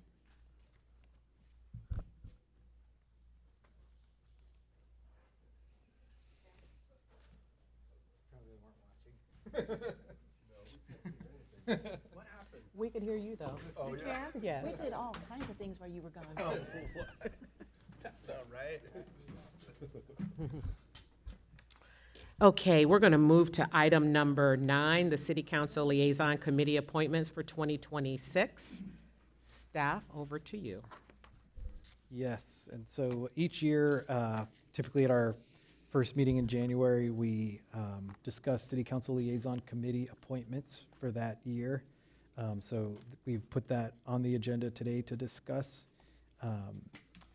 We have pulled up, and you may see on the screen in front of you that we were pulling up the current appointments, we're pulling up the list of appointments for the council to consider. Now, was this updated? Is this the updated version, or is this the 2020? Okay, update it. Okay, so this is the 2025 list of appointments, but we brought this for the council to consider and update. And we have the committees listed in the agenda item, which include Beacon, California, or CJPIA, the City Port Committee, the Clean Power Alliance Board of Directors, the Economic Development Collaborative, the Federal Outreach and Advocacy Council, Gold Coast Transit, Port Hueneme Water Agency. Wow, there's more than I remembered. Regional Defense Partnership, SCAG, Southern California Edison Advisory Committee, VCOG, VCA-PCD, Ventura County Animal Services, Ventura County Transportation Commission, and Ventura County Regional Energy Alliance, and then the Ventura Regional Sanitation District. So we have appointments for each of those, and in the chart in front of you, we're showing the who is currently appointed there, and then it's up to the council to decide whether to make any changes or whether to leave the appointments. And we're happy to answer any questions. So with that, I'll turn it over to the council. Yeah, great, thank you. Just want to make sure everybody understands that this agenda item is about representing the different committees. So we're not going to be talking about the committees. We're just going to be assigning representatives for the committee. Right. And so for you all, do you all want to start just from the top and just go down? And as we go down, approve. I think it's going to be difficult to approve as a whole unless we're able to We get could do through that. everything. Yeah, I think council's choice. We could do, I think it makes sense. We could go one by one, and we could either do one by one, or if there is like a simple agreement, we can fill it in and then have the council approve the full thing. But I think it just, Okay. it's going to come down to if there's a consensus for each of them. Right. So it's up to council. Okay, so let's go ahead and start, and then as a council, we'll just decide how we want to go through the process. But let's go ahead and start with the first item listed. And so I guess two questions. Mr. Gama, are you interested, and Ms. Hernandez, are you interested in continuing to serve, and in what capacity? Or is there someone else that is also interested, and we'll have a conversation? It's a question directed to me.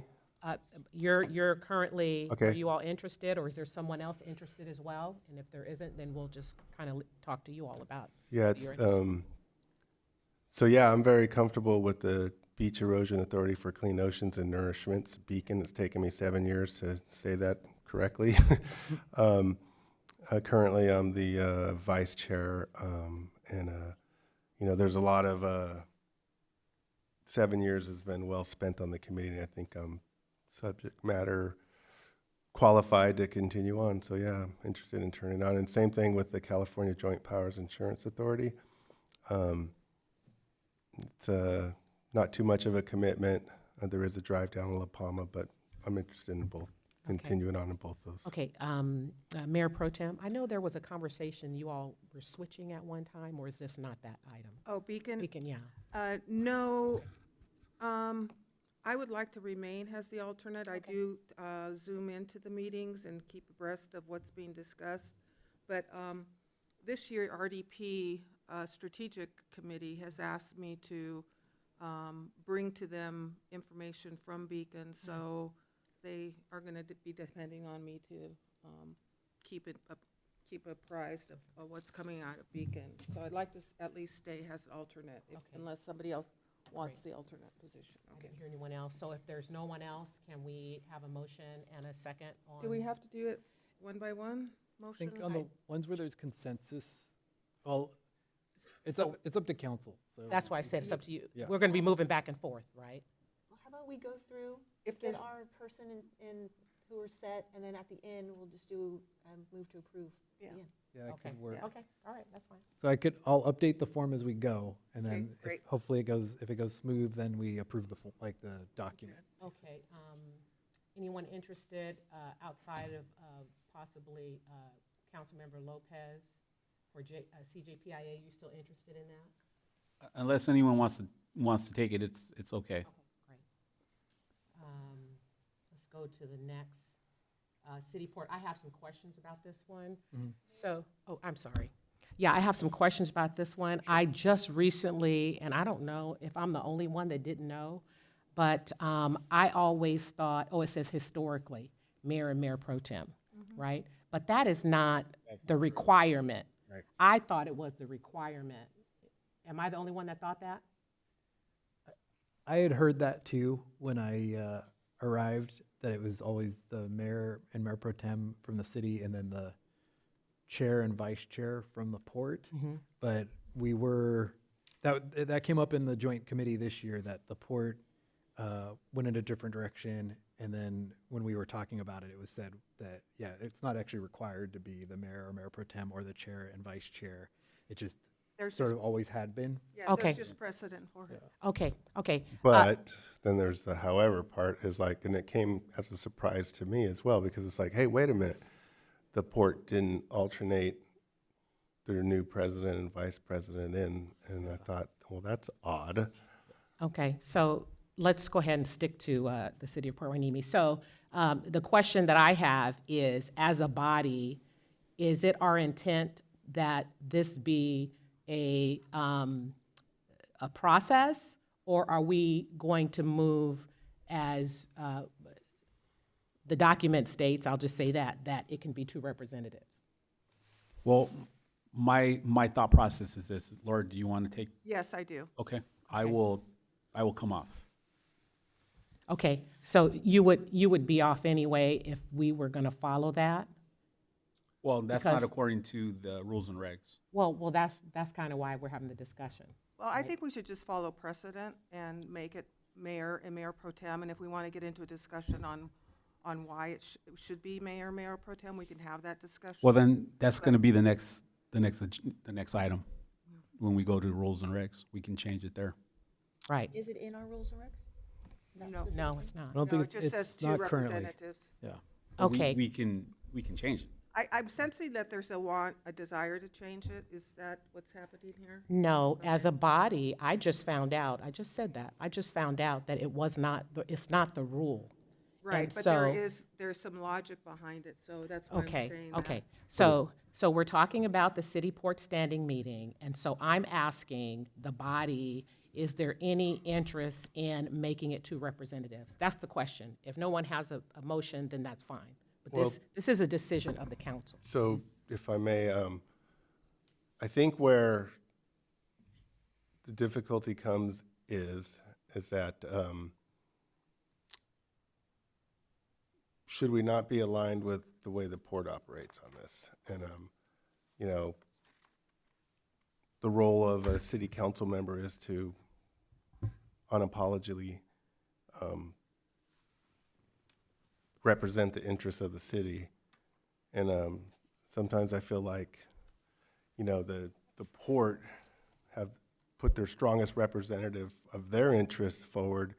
And so I think rather than sticking to precedent, then, you know, we should, as a body, decide what are the interests of the city worth fighting for. And I think that's where we've kind of had a little bit of an issue before, is where, you know, the standing committee would come back and say, this is what we decided, so either, you know, but we've already decided this and now you have So- to approve it. So maybe what we need to do is as a body, you know, decide what are our goals and objectives. Well, that's more, I think, I agree, and I think that's more of the process that we need, that whoever ends up being on the city port standing committee needs to go through to ensure that we are reflecting, when we go to those meetings, we're reflecting the will of the council. Right, and if we could establish the will of the council before we go into those Exactly. meetings, So- then I would fully But support we're this. focusing now on the committee. Okay, so do we want to continue to talk about this one, or do we want to go on through the list I think we already agreed and come that. back to this? Let's go on through the list and come back to it. Any, Wait, but we already agreed. I'm off and then Laura's in. Not necessarily. There's still some discussion, Oh. sounds like happening. Okay. Thought we had an agreement. so you all want to move on and then come back? Okay. Clean Power Alliance Board of Directors, that's Hernandez and Lopez. Is that something you all want to continue to serve on Yes. in the capacity that you currently are? Okay. Next is the Economic Development Collaborative. I'm fine with continuing the alternate. if Ms. Lopez- And, you know, appreciate the work that Councilmember Lopez did on that. Okay. When we saw the benefits of that today, that was nice. Okay. Thank you. So the next one is Federal Outreach and Advisory Council, Perez and that? Hernandez. I What have is no that? idea. It's the advisory council that's connected to the communities, defense communities. Okay. So it's connected to that. Okay. Any interest in anything adjustments? Guys are good? Good. Okay, perfect. Gold Coast Transit District, that's myself and Lopez, Councilman Lopez. I'm willing to continue unless someone else wants to. Okay. Port Hueneme Water Agency, myself, Mayor Pro Tem, and Councilmember Lopez. Does anybody want to switch that out, or no? I don't, but I do have a question on that. How is it that we could have 3 council members on one committee? Mr. Attorney. I mean, does that, it just struck me right now, it's like, oh, I never. Is that a committee or is that a JPA? I'm afraid I don't know enough about the form of that, but there are exceptions when it comes to other government agencies rather than being a subcommittee of this body. Yeah, exactly. I think that is the answer, is that it's its own agency that follows its own Brown Act process. So I think that one and the Housing Authority are the two that that Would are be a similar their example. own agendized. You know, they agendize their own meetings and follow the Brown Act on their own. So essentially, you know, if 3 council members got elected to a different, you know, impossible because of residency requirements and all that, but bear with me that if 3 council members got elected to another city, in that city, you would be meeting under, you know, their agenda as that Brown Act body. Yeah, it's not a Bad committee. analogy, but yeah, but it's its own agency. So Okay. I'll double check it and send you all just a brief email just clarifying what that rule is and how it applies here. Right, so, because my train of thought is like, oh, so if I had a question for the water agency, do I have to go to the entire board, or can I go to one council member and then expect that that council member is going to share that with the 2 other council members? Well, and actually they can't. This is where my you know, once every couple month reminder that the Brown Act is not here to make our life easier. So the answer to that is basically whoever's not on that agency isn't going to be able to ask the others, other than in a noticed public meeting, isn't going to be able to ask the others about what's going on in that agency. Are we So, able to attend the meetings? Yes. as a member of the public? But I can't. You can watch them, Yeah. observe them. Yeah. Okay. Interesting. Okay, so we'll move on to the Port Hueneme Housing Authority, It's all of and that, us. yeah. It's all of us. And so there can be some adjustment to that, or it's not because of the Willow? Or We have the 2 members. Right now we have 1 vacancy, and we have another member, and so we have advertised those 2 positions to be able to get new members. We haven't had anybody apply yet. So ultimately, we expect to have adjustment to those 2, but not to any of the 5 council members. Okay. So nothing to change on this. Okay, the Regional Defense Partnership, RDP, Mayor Pro Temp is currently the alternate. I'm the primary. I almost got to pass this on to Jess last year. And so, is there anybody else who would like to serve in that? 7:30 a.m. Well, It's 7:30, and I have an 8:30, and I have to leave early to go to the 8:30. Well, and then there's this other weird thing about our involvement with the Regional Defense Partnership.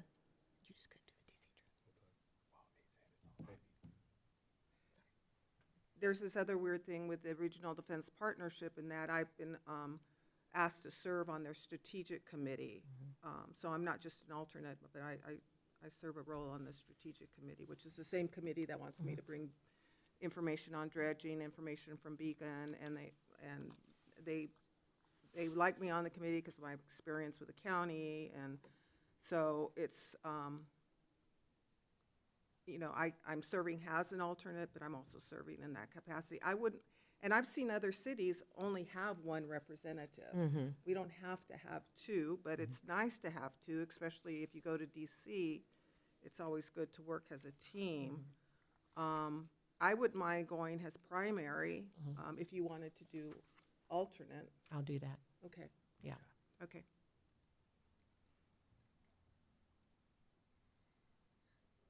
That was easy.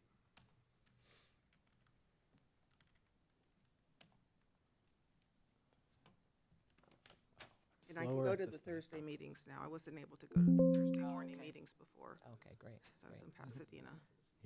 Yeah. I'm slower You at don't this than I have- you thought I don't was have going to your- be. you need your SCAG stuff?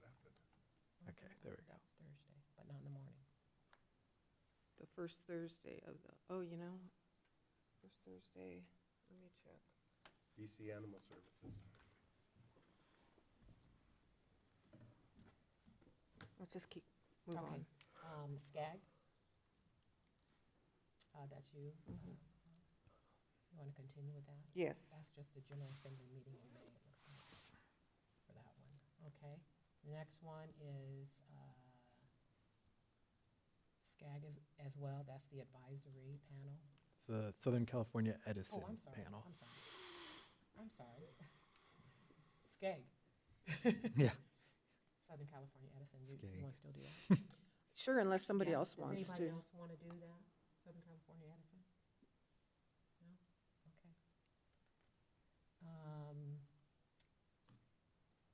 VCOG? Yeah, I just joined that, Oh, so okay. I'm good. All right, all right. Yeah. Unless And Jess. you're. I'm good. Unless someone wants it. No. Nope, okay. Ventura Air Pollution Control District Advisory Committee, that's Mr. Gama, he's on there he's got another few years. Yeah. His is 4 years, I think. Yeah, it's very, these rules are complicated to say the least, but, and I'm trying to like understand the rule, but it's pretty technical, but yeah. And we don't meet that often, so. Yeah. Okay, next one is the Ventura County Animal Services. I absolutely love that assignment. You're good with alternate? Mm-hmm. Mike Mayor? Okay, thank you. Ventura County Transportation Committee, VCTC, I would like to keep that. I'm going to be chairing this come next month, so I'd like to stay there. Is there an alternate to that? I thought I was. They don't have alternates. Oh, They that don't. must be another committee. Yeah, they don't accept alternates there. The next one is the Regional Energy Alliance District. That's you. Yeah, they're making some reorganizational changes. I'm not sure what those are. They're trying to talk to board members right now to see, because they end up canceling their meetings when they do schedule them. So I'll hold on to it till now, if, unless somebody else is interested in energy. I think they're just trying to find what works best for them and their staff. Okay. I think what works best so far has been the meetings of the practitioners, the staff from all the various cities who are doing the work. Those seem to be the most productive and informative meetings, so maybe that's what they'll go to, but I don't know yet. Okay, VRSD, I'm on that, and you're alternate. Yeah, I'd be willing to give up alternate if I'm taking the RDP Yeah. one. And the Mhm. RDP one, by the way, is going to conflict with SCAG meetings on Thursday mornings, so we won't have any representation. Where is that? Where's the SCAG? I mean, It's is down there? downtown LA. And that's like early morning? Yeah, 9 o'clock. You can't zoom in? No. Not to the regional. Oh.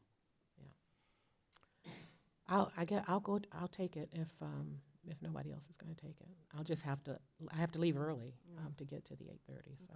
Okay, we'll switch them back then. Yeah, go back to the, RDP. The one that you were RDP? struggling Okay. with. I have one question. The Western Business Alliance Committee, I thought that Andy said that would be, we would have a committee member from this council. I believe it's a staff person. Oh, okay. And the idea, if I remember right, because he and I had talked about it a couple weeks back, is it's just a business advocate, that if like a business has a problem and can't get like an approval it needs from the city, that they have somebody that they can call to, like the staff, to help them work through the problem. So I don't think it was a council member appointment, but if I talk to him and I'm wrong and there is one, then we can bring that back. Okay. We're not even approved yet. Yeah, that's true. Yeah, they'll let us know on Thursday for sure. Okay, so you changed RDP back? So I think I did, right, Yeah, if I got that's- this right. Yeah, that's good. Okay. So we are, Okay, we were on VRSD, and that we had one ad hoc committee, still the governance committee. yeah.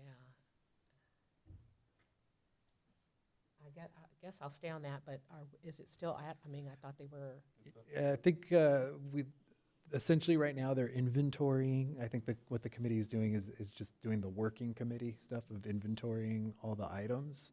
And I think literally they were out there like last week starting that, right? So I don't think we expect to have any governance. Like we don't have any, okay. Do you want to just speak to it? yes, please. Trying to read signals. Yeah.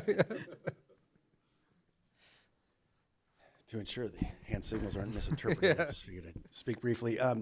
So at this point, we probably anticipate very few remaining meetings of the ad hoc group, and then hopefully later this year to return to council with a recommendation for the future, whether or not there be a full-time committee or whether or not we dissolve the ad hoc group and move in a different direction. But we'll probably have a meeting or two with the committee to talk about that before a formal recommendation comes to council. But there really would not be a significant time commitment for this group the remainder of the year. Okay, great. With that said, I could stay on since it's going to be minimal. Okay. If no one else is, okay. Does it still have an alternate? Yeah. Yeah. Okay. All right. So is that it? Is that it? I think that's it. And the only Or there's sort some of at the bottom? get back to it was the city port committee. I think we said we'd get back. What is, there's some other, Housing Authority is not on here. Oh, because we formed that after last year, yeah. So we would have the, yeah, although now that I'm thinking about it, I guess I'm like, for the Hueneme Housing Inc. Hueneme Housing Inc., I'm thinking though it might be more complicated. We might need to look that and get back, because the council appointed council members Perez and Lopez, and I don't know that that's like now an ongoing appointment. I think you're appointed to it, and I don't think it's subject to be changed every year. But I'm not sure. I don't know if you looked at that. I did not look at that, Okay. but we'll look into it and get back to you guys. Yeah. So for now, what we'll do is we'll plan, because that was a recent appointment, so unless there's an objection, we'll add it to this list and we'll note that it's council members Perez and Councilmember Lopez. And then we'll follow up with everybody on if that's an appointment that needs to be reconsidered each year or not. so we don't have to go down to the AWA? That's kind of outside of our, That's going to Yeah, be those are, city selection. those are not appointed by council, so, Okay. yeah. CHWA. yours, and then the ones at the bottom. Okay. Yeah, okay. And so the only one that we have is the city port. I've already asked the question if we wanted to move to selections or stay where we are. It's a board decision. If no one has a recommendation, then there's no recommendation. I would recommend just leaving it as is. And the reason I say that, because when a mayor and a mayor pro tem step into this position, they come in with some, I think historically, they've come in with some years of experience behind them. And when that doesn't happen, then if we don't adequately share information from one leadership group to the next leadership group, it inevitably causes issues for the new team going in if they don't have a good record of what was decided in the previous meetings.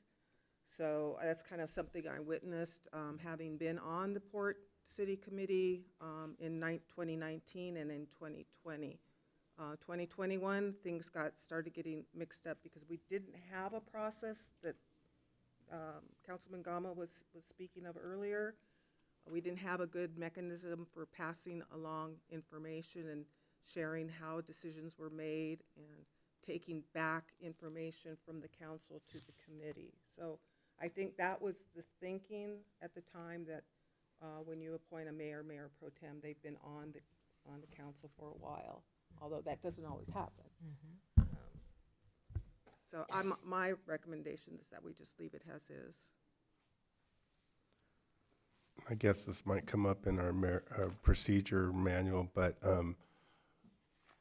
my concern and my desire is for whoever is on that committee goes forth with the majority view of what our priorities are in our relationship with the port. And I think that's where, so again, we would have to agendize, have a meeting, and discuss what our priorities are, and then hope that on the other side, we could stick to agenda items. You know what I mean? Yeah. I'm not trying to say that we're loosey-goosey on agenda items, but what I am trying to say is that we as a body have to send their 2 representatives over there. And I think Mayor Lejeune did a wonderful job of drawing the line and saying, well, I don't have authority for that, right? So again, as we head down and discuss what our priorities are, I think then we will have our priorities. But just to send the mayor and mayor pro tem over there without having that discussion is where I think is And I think problematic. you're right. I think in previous years, council was not sending our representatives with any direction at all. And I wouldn't use the word authority, but with direction on what council wanted to see happen. So, So how do there we? was no direction because we weren't agendizing the discussion. Right. So how do we adjust that? Finish? Okay. Councilmember Perez, and then Councilmember Lopez. So I don't necessarily agree with why the mayor pro tem were put in that, because the last few years, it's been pretty much a brand new mayor or mayor pro tem. They were newly elected. Right. So There have been exceptions. So whoever is in this position needs to be 100% aligned with the city and prioritizing what the city's needs. And Mayor did a great job last year, and I would like to see that momentum keep going the way she ended the year with prioritizing the city of Port Hueneme and what our priorities are. So whoever is in that space. And I think it is about authority. I mean, you said it well. You don't have the authority, and this body has to agree whatever that authority is given to those 2 individuals to go in and speak about. And you did a great job sticking to that. So I just like to see that momentum continue with whoever's in that space. Thank you. Councilmember Lopez? Yes, so, the reason why the committee exists is part of the agreement for CBF. And it's grown over the years to other things, right? So by the agreement, it really is CBF. And so to me, it's not very complicated what we go to those meetings prep for the alignment of, what CAC recommended and what we approved. So to me, we are already doing those things. So the alignment is there. Okay, thank you. If I could just note for information, the January meeting of the standing committee has been mutually agreed to be canceled because neither side had time to make their appointments yet. So there is no January meeting. So some of the, it sounds like a lot of the comments are basically talking about maybe an item to give the council an opportunity to provide direction to the committee. So one idea could be, before the February meeting, which there'd be time at the February 2nd council meeting, there could be an opportunity, like an item for the council to discuss direction and goals and all that kind of thing of that committee. So. Okay. Mayor, I have one more comment. I think that's necessary because as Councilmember Jess Lopez said, that it's supposed to be about the community benefit fund, but there are a lot of times you go there and there are other items on the agenda that weren't necessarily discussed here at this body, like the agreement. So we do need to kind of figure out how we want to do our meetings for the rest of the year and how we want to give those people the authority to discuss anything further. Well, and I think too that, if I may. Yeah, he had his hand up. Let him go, and then you can go. And then I think, since the city manager talked about an item on the agenda later, we can ask these 2 questions, and then we can go back to who's going to be on the committee, and then we can have the discussion when it's on the agenda. Yeah. So go ahead, and then you can go, and then we'll.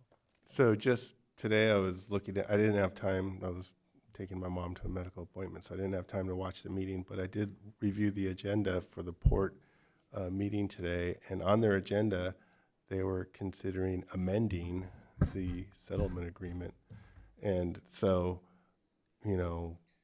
for the 7 years I've been up here, we've been told, you can't change it, nothing could change, that's the way it is. And then suddenly I see on their agenda today that they're having a discussion to consider amending it. So it's like, This is where I gotta refer to what the mayor said to start, because I should have said Yes. it, is that the reminder is this item is about the committee appointments, but Yes. not about the underlying, Thank you. any issues with the underlying committee itself.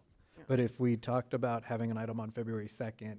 okay, so talk we about could just defer goals, this. Yes. it So could I'll be make, discussed, yeah. can I make a motion to defer this item to the next meeting? No. No? We're Well, not, he's talking about. So you're saying, because I think it's just a terminology, are you saying basically to discuss the city port standing committee on February 2nd? Yes.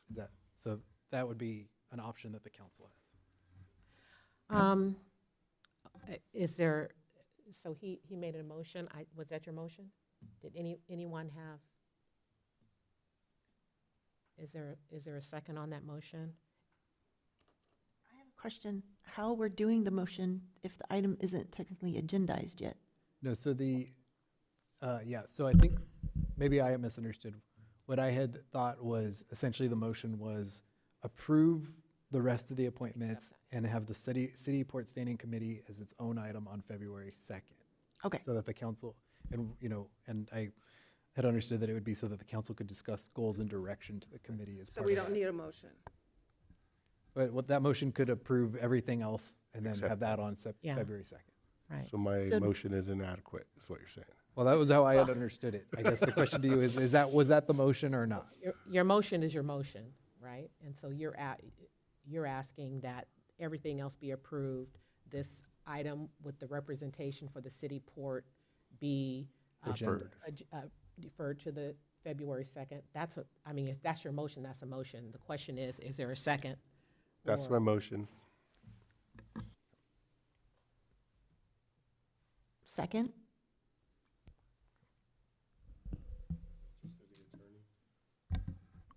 If there's no second, then the motion fails. Okay, but I heard did a you say second. second? She Yeah. said second. Oh, I'm sorry, I didn't hear It was Any- delayed for effect. Just kidding. Right, So what- right. Okay, is there any discussion? Well, I guess I could make my comment. Yes, yeah, go ahead. Okay, because my comment is in line with it. Yeah, We go ahead. obviously have different experiences and perceptions on what the City Port Committee is supposed to be doing and what we're supposed to be talking about. So I agree, we do need to have that item agendized for discussion. Okay. It sounds like things are still up in the air and we're not ready to settle yet, so. Yeah, and I let's be think it- discussed thoroughly.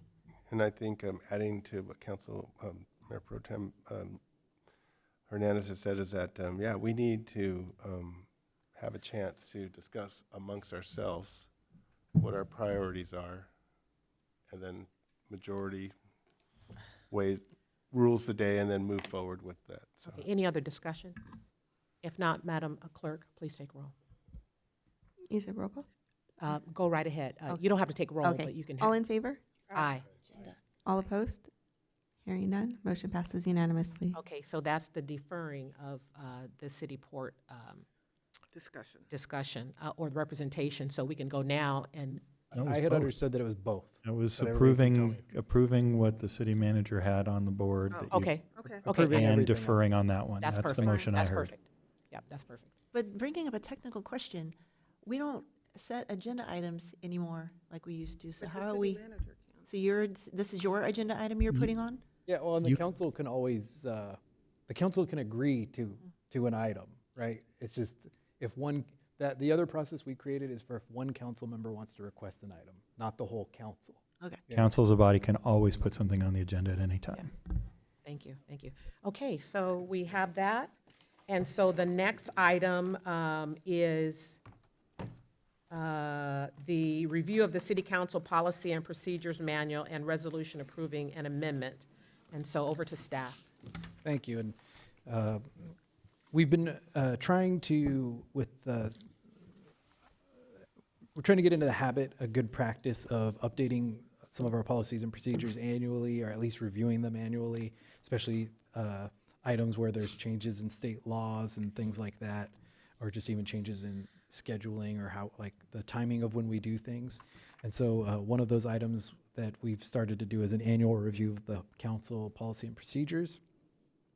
And so we've placed that item on this agenda for the council to consider adopting a updated manual, council policy and procedures manual. We had identified 4 routine, staff level items that I can run through briefly, and then there's always the caveat of, but it's also on the agenda because ultimately the council policy and procedures manual is the council's document, and so the council has the ability to identify if there are any significant changes that they'd like to make. But so the ones that staff recommended that are generally fairly routine are, for item 1, we had, the language previously had identified that the appointment of the mayor and the mayor pro tem occurs at the first meeting in December, even though in practice it had always occurred at the second regular meeting in December. So it just was I think an error. And so we realized that, and we updated the document to show what we actually, to reflect our current practice. So we recommended changing that. Obviously, the council could decide that they want to, pick another date and stick to it, but we recommended that because that's the date that we tend to use. And then we also included that updated process for a council member to request an agenda item that we have discussed and that we've been using. So that's also included in the manual. We had said when we adopted that new process that we would include it in the updated manual, so it's here. We've added, this is one of those changes in state law requirements, is we added the Levine Act disclosure requirements into the manual so that they would be right in the council policy and procedures manual. And then we removed the language that required written public comments to be read aloud, because that was it wasn't a requirement. It was just always, it was a practice that I think probably got put in during COVID, is my guess. And as we've come out of COVID and we've gone back to sort of the standard public comment process. We wanted the manual to be consistent, so we edited that. You're welcome, Georgiana. Yeah. It's a lot. It was a lot of effort. Yeah.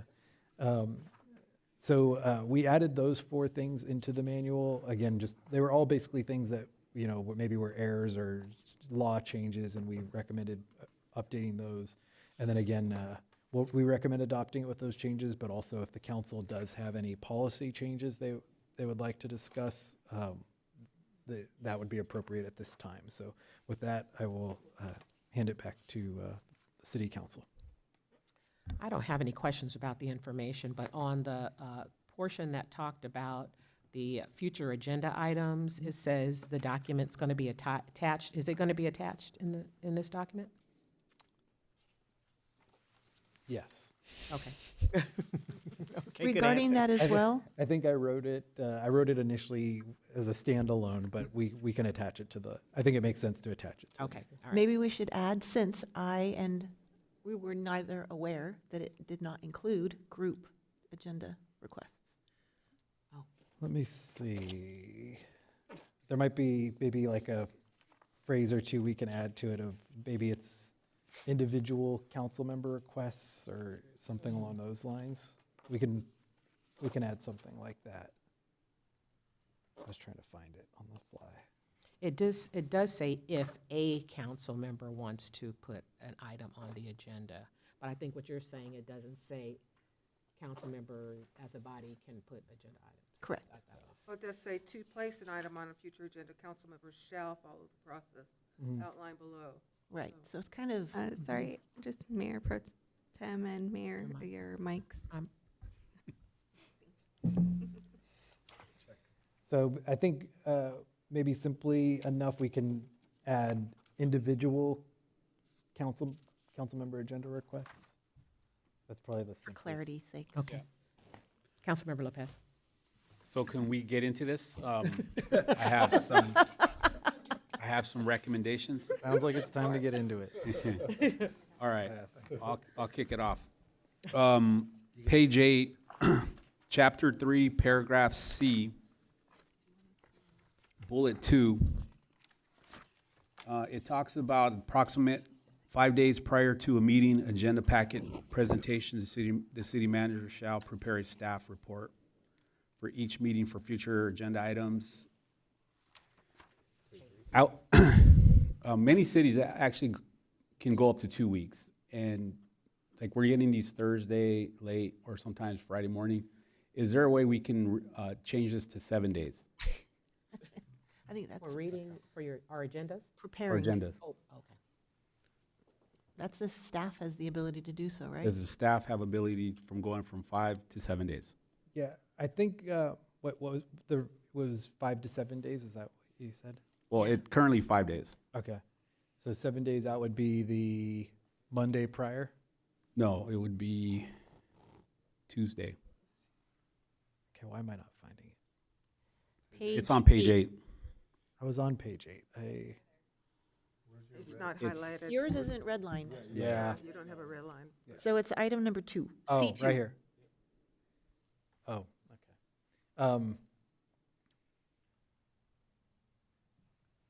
Okay, See, I'm debating how complicated. The reason why I say that is, you know, some of these binders can be pretty thick, and so if I get this Friday evening, you know, that's you know, Friday, Saturday. That's a different. I would love to have this maybe Wednesday, Thursday, so I can start doing the work. That's a Oh, different. so Yeah, you're so- asking and that's what- for her to so I create think our the- binders earlier. Yeah, I understand the request, and I think, obviously without talking to all the department directors and everything, is I think it's reasonable. So what I could say is, I would say that if the council wants to include that requirement, I was going to say it doesn't really. You know, it's council direction. It can be in the policy or not. But if it, you know, we could add something that just says, you know, the coming off the top of my head is never a good idea. But you know, the city will strive to make the city council agendas publicly available 7 days prior to the council meetings, because it also is about a public transparency thing and giving more time for that. But where I was thrown off, and I didn't want to make it complicated, but this part of the manual is about the agenda requests. So it wouldn't be adding, you know, not that I'm trying to split hairs, but it wouldn't be adding it here. I think it would just be adding somewhere into the policy, into the manual, that, you know, the city strives to release the agenda 1 week prior to the council And I have a meetings. question about that. Are And- you and wanting the agenda released to the public earlier, or you Well, want not, your not. binder? I want my binder. He wants his binder I want Yeah. the prepared binder. a day early. Yeah, and I think we do both the same. We aim to do both at the same time. So. Yeah, Oh. they would have to both be released. So if you get your binder, the public has to get theirs. You have to get your information at the same time. It's another Brown Act requirement. So, I mean, City of Ventura, they're 2 weeks out. yeah, Yeah, but they have double the staff. Yeah. yeah, Have more staff. yeah. But I think it's doable. And there's one person in the room I'm trying not to look at right now. So I would say let's go with that. And then if we find out that if we talk to our department and, or, you know, our staff and everybody just says that's impossible, then I'll come back and let everybody know. But I think I understand the request, and I will say that, you know, there's also the public transparency benefit of making the information publicly available earlier, which is always something that, you know, is a good thing too. So. Yeah, and I would imagine there's also, I don't know how often we get a agenda item that is, you know, has recent updates, Mhm. right? Mhm. But 7 days out, that means it's going to wait until the next month. So Yeah, yeah. there's some other things. There's good Yeah, and bad Yeah, to yeah, it. yeah. So Go ahead, Mayor Pro Yeah, Tem. so I'm trying to follow with policy and get Yeah, yeah, yeah. recognized before I speak. Yes. And not interrupt. I just wanted to weigh in on that idea of having the packets ready 7 days before, because I know it weighs on staff. I know it's hard on staff. That's the con, you know, that's the bad side of it. And I wouldn't want to do that unless it's absolutely, you know, necessary. But the other downside to it is that it doesn't allow us adequate time to ask questions if we have questions about the contents of the Mhm. staff reports, especially if there's a Friday off. Yeah. Yeah. And we get into Monday, and you're like pressured to answer questions before council meeting starts on that Monday. So Yeah. that's another downside. But I'm more concerned about the impact on staff. Yeah. Yeah. And is 7 days the number, or do we need another day? Well, Or do we the need reason, another and Mayor Pro Tem, you bring up a valuable point, is that there are times that I do ask questions and it's Friday and those they don't get answered either till Monday morning or when I'm here ready to attend the meeting, and then we're discussing those answers. So, to me, they're important. They're important because they could stem more questions that I may have. You know, and if I could just Yeah, add go to ahead. that. And the policy and procedures encourage us to submit questions so we don't do that gotcha thing on Monday night during council Yeah, meetings. the avoiding unfair surprises portion. Yeah, so it kind of works against it when we don't have the packet ready at an earlier time. Yeah, it's one of the things that caught my attention when I first read the policy and procedures manual. Is there was a trend like 5 years ago, all the cities put in avoid unfair surprises, and everybody was trying to do it at the same time to try to really stop the gotcha questions.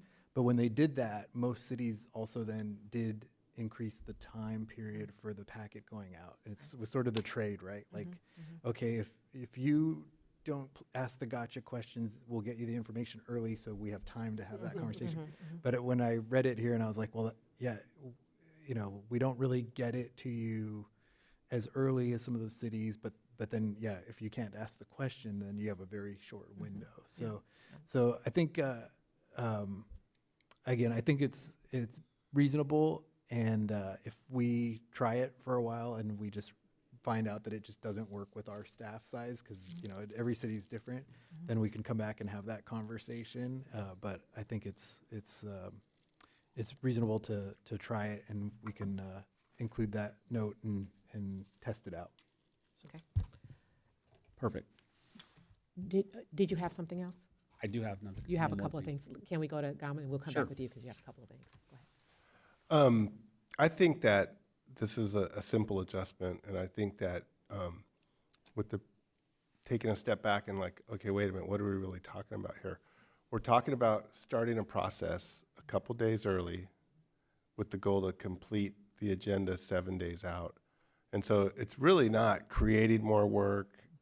Now, if you're a person that waits to the very last minute to do your homework, I'm not suggesting, James, you'd like that, but then it would be a problem. But I think that this is a really healthy adjustment for staff and for the council to get it in 7 days. Because if you're at a SCAG meeting down in LA, it's Thursday, then you have an appointment the next day, and you have a doctor's appointment, and then you get your agenda at Friday afternoon. Now you have Saturday, Sunday, and then Monday you got to go to work. You know, I mean, so I think it helps all of us. You know, but initially you're going to have to make an adjustment in the way you're approaching it. And I think once that adjustment is made, I think this might work well. And because a couple of the organizations that I participate on, they get the agendas out 2 weeks. And I'm not suggesting that, but I think 7 days is doable. Right. Go back. Do we need a motion to approve this? Yeah, let's go. So how do you want to handle this, city manager, with the suggestions? We're giving you suggestions, and everybody, there's no, if, yeah, but you have quite a few things. You want a motion for every item, or I don't think that's necessary. We can just communicate with you, and if there's no, anybody that's opposed. Yeah, if everybody agrees, we'll kind of work it into the agreement, even if this is just sort of drafty language right now. And then at the end, we can have everything approved. Yeah, great. Okay. Next, okay. Chapter 6, Section 2. It is on page 25. Okay, so Section 2. Which page, 25? So, okay, so I'm sorry, the B. Okay, so there's B2, staff photos. I'm going to recommend maybe adding bullet number 3, and this is, I was trying to find the best where to put this. And it's, to me, it's just, hear me out. Hear me out. Okay, it's a restriction on community outreach during election periods. To avoid appearance of using city resources or sanction events for political advantage, the city and individual council members shall refrain from initiating new, non-essential community outreach programs, town halls, or city-funded mass mailing within 90 days of municipal elections in which they are candidates. To me, it's a no-brainer. I mean, we're not going to be, we shouldn't. This year, 2025, we did one, and I think it was April. And if we're only doing one, that's fine. It meets the requirement, and it just, to me, it makes sense. Can you say that again? I didn't quite get that. Okay. So adding a restriction on community outreach during election periods during the last 90 days prior to an election. Do you want me to read the whole thing? Yeah, I'm just okay. trying to figure what's all right. To avoid the appearance of using city resources or sanctioned events for political advantage, the city and individual council members shall refrain from initiating new, non-essential community outreach program, town halls, or city-funded mass mailing within 90 days of a municipal election in which they are candidates. Can you give an example? Yeah. So let's say 60 days prior to an election, and we have the mayor pro tem up for an election, and they're advocating the city manager to host a couple events that could look like a political advantage for them. So like a coffee with the city event. But it takes a majority. So the mayor and the mayor pro tem can't do it without a majority. I think the concern would be, because we do those periodically, right? Yes, so the concern would be the fear that like a council member or two who are up for election would pressure staff into, deciding to have an event that is really, that at least, whether it really is or whether it gives the appearance of First of all, that's impropriety. inappropriate. Pressuring staff. Do we all agree on that? Yeah. Of course. That's inappropriate, right? Okay, so then the question is, pressuring the city manager. Yeah, these staff. No, but I mean, we deal with the city attorney and the city manager. Is this specifically a council member initiated outreach or what if it's a city manager initiated outreach? Well, it depends. Like, if, say, Or like a staff's initiated outreach? I think I know what you're saying, because you brought this up before. And so I think, city manager, you mentioned coffee with the city. To be able to, if it's an event that I would generally go to, or Mayor Pro Tem would generally go to be able to go to that event that the city has put on, and then I go and start talking about my campaign. That's inappropriate. that's inappropriate, yes. I think, is that kind of what you're, No. okay, so I So don't get it then. think about this. This year, 2025, we had one event. Coffee with, coffee at Anna Cappuccino in April. One event. Now, this is an election year, 2026. Now we're getting 3 requests near, like, let's say we get 1 request in the last 90 days prior to an election. It just looks funny. It looks funny to, the optics are not good. I understand you, but the council members don't request that the city have. So do But we have, I think the language proposed is basically asking the council to commit that To not use. we wouldn't be scheduling those events in the 90 days prior to. unless it's an emergency? And that is the one caveat I would give is, if we had an emergency situation like a storm, we're having a town hall meeting. Yes, It's not absolutely. about politics, we'll have those conversations. But I think the idea would just, it's basically an ask for everybody to agree that in that, really, in that election period, that 90 days where the elections are going on, signs are everywhere, it's full speed ahead, that the council would agree that the city won't have unnecessary community outreach events in that period. And so what I'm hearing and understanding is, it's not saying we won't do community events, but it's agreeing to like a period that they wouldn't happen. And last year we all talked about it and acknowledged that the second coffee with the city we did in, not last year, in 2024, I can say it was legitimately because we had, it got postponed because people couldn't make it and everything else, but it ended up being, 6 weeks before the election. And so I think the idea is basically asking everybody to agree that that 90-day period prior is that we won't be holding those types of events. But doesn't the FPPC deal with this? Don't they have a 45-day restriction on things of that nature? For example, I've been going on the radio for 6-7 years, talk about Hueneme Beach cleanup, and the radio station at 45 days out, then I can't go on. If Facebook does the same thing with advertising or boosting like posts. Okay. They won't allow you to Right. before election, like 45 days before election. And I'll just reiterate, I think, because I kept hearing the phrase, avoid the appearance of the use of city resources. So I think the idea would be, it doesn't even, it's not even necessarily that anybody's doing anything wrong. No, but yeah. it's Just giving the basically saying, appearance.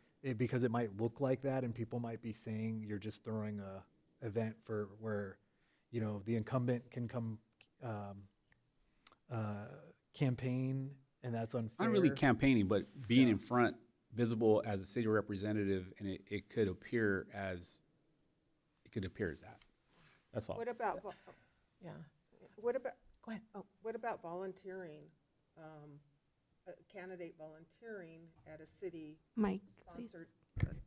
What about a candidate volunteering at a city-sponsored event, specifically a city booth? Also, it's the council's rules, so, but my understanding on this would be, I'm trying to think of some examples, because it's like, I don't think we do anything, like Beach Fest and those types of things aren't within 90 days of the election. So I was trying to think of if let's say Beach Fest was within 90 days of the election, my assumption as the staff person would be, well, that's not Yeah. That's not what's being Mhm. impacted here, because we're not gonna cancel Absolutely not. general, like a annual traditional community event because of an election. What about I think the California idea- coastal cleanup? I think the idea really is California coastal cleanup. Isn't that Well, the again, same it's a September? question for you all. Yeah, yeah. But I think the idea was basically like the city won't schedule new community outreach events during the election. That was your language, Yeah, Okay. I'm a little concerned about that, and the reason that I'm a little concerned about that is that because the council members are running for election, I'm not sure why the city now has a responsibility to not do business because individuals are in a campaign. I'd never use any kind of resource, I just wouldn't do that. But the idea that we're talking about it and possibly have city manager questioning whether he wants to have an event or not that he wants to have because we're in the 90-day campaign period. That's just my. And I understand. I understand him 100%. Yeah, I like- think we have to, as council members, we have a responsibility, and maybe the information in the procedures should be about the behavior of the council member, not prohibiting the city for doing city business because they haven't done it before. But I could see. That's my concern. I could see the concern from Councilmember Lopez's position is that, okay, so you had coffee with the city manager at Anna Cappuccino and there was campaign signs in the window. Kind of, so now I kind of get it, okay? Because, wait a minute, you're having campaign, you're having coffee with, and then there's, a sign that says, elect this person, So I don't think we need to restrict activities. I think we just need to pay attention. I don't know. Well, I think it comes back to use of government resources, Right. use of city resources, and we're all, at the FPPC does rule on that. I think that there's a provision in our ordinance too, maybe. Do you know? You can make complaints to the FPPC regarding any election type of thing. Yeah, I'm just thinking of government resources, like using an email, a city email, or using, our picture on the dais, That's in- next to a city seal, all those Yeah, things. that's in there. Yeah, Yeah. that's in there already. And so taking advantage of an event to campaign is a use of city resources. That's what I see. Well, what if everybody's there and you're not necessarily? But you're not, campaigning? but not everybody's invited to the coffee. No, everybody's invited to the coffee. Yeah, when we've done them, they're He changed it, it's no longer. Oh, because I thought it was specifically, No, he changed it. The specifically last for- one was just come visit your city, come meet your city. It wasn't specific to mayor or anyone. Well, let It me was an clarify. originally one. We advertised the mayor as like the spokesperson for the city, so it was coffee with the city, come meet the mayor, but it was open to everybody and everybody could attend. So Yeah, so it wasn't. that sounds a little dangerous, though, for every single council member to show up for something like that. yeah. But you wasn't running. Okay, so where are Okay, we? Restriction, number 3, restriction on community outreach during election period to avoid the appearance of. Yeah, I didn't catch Yeah, all that of you it, didn't so catch it I'll- all. 'cause To- that's- I know To that's avoid not the it. appearance of Agreed to using add city one. resources or sanction events for political advantage, the city and individual council members shall refrain from initiating new non-essential community outreach programs, town halls, or city-funded mass mailings within 90 days of municipal elections in which they are a candidate. Yeah. So they're important. Community outreach by far is really important, and I highly advocate them.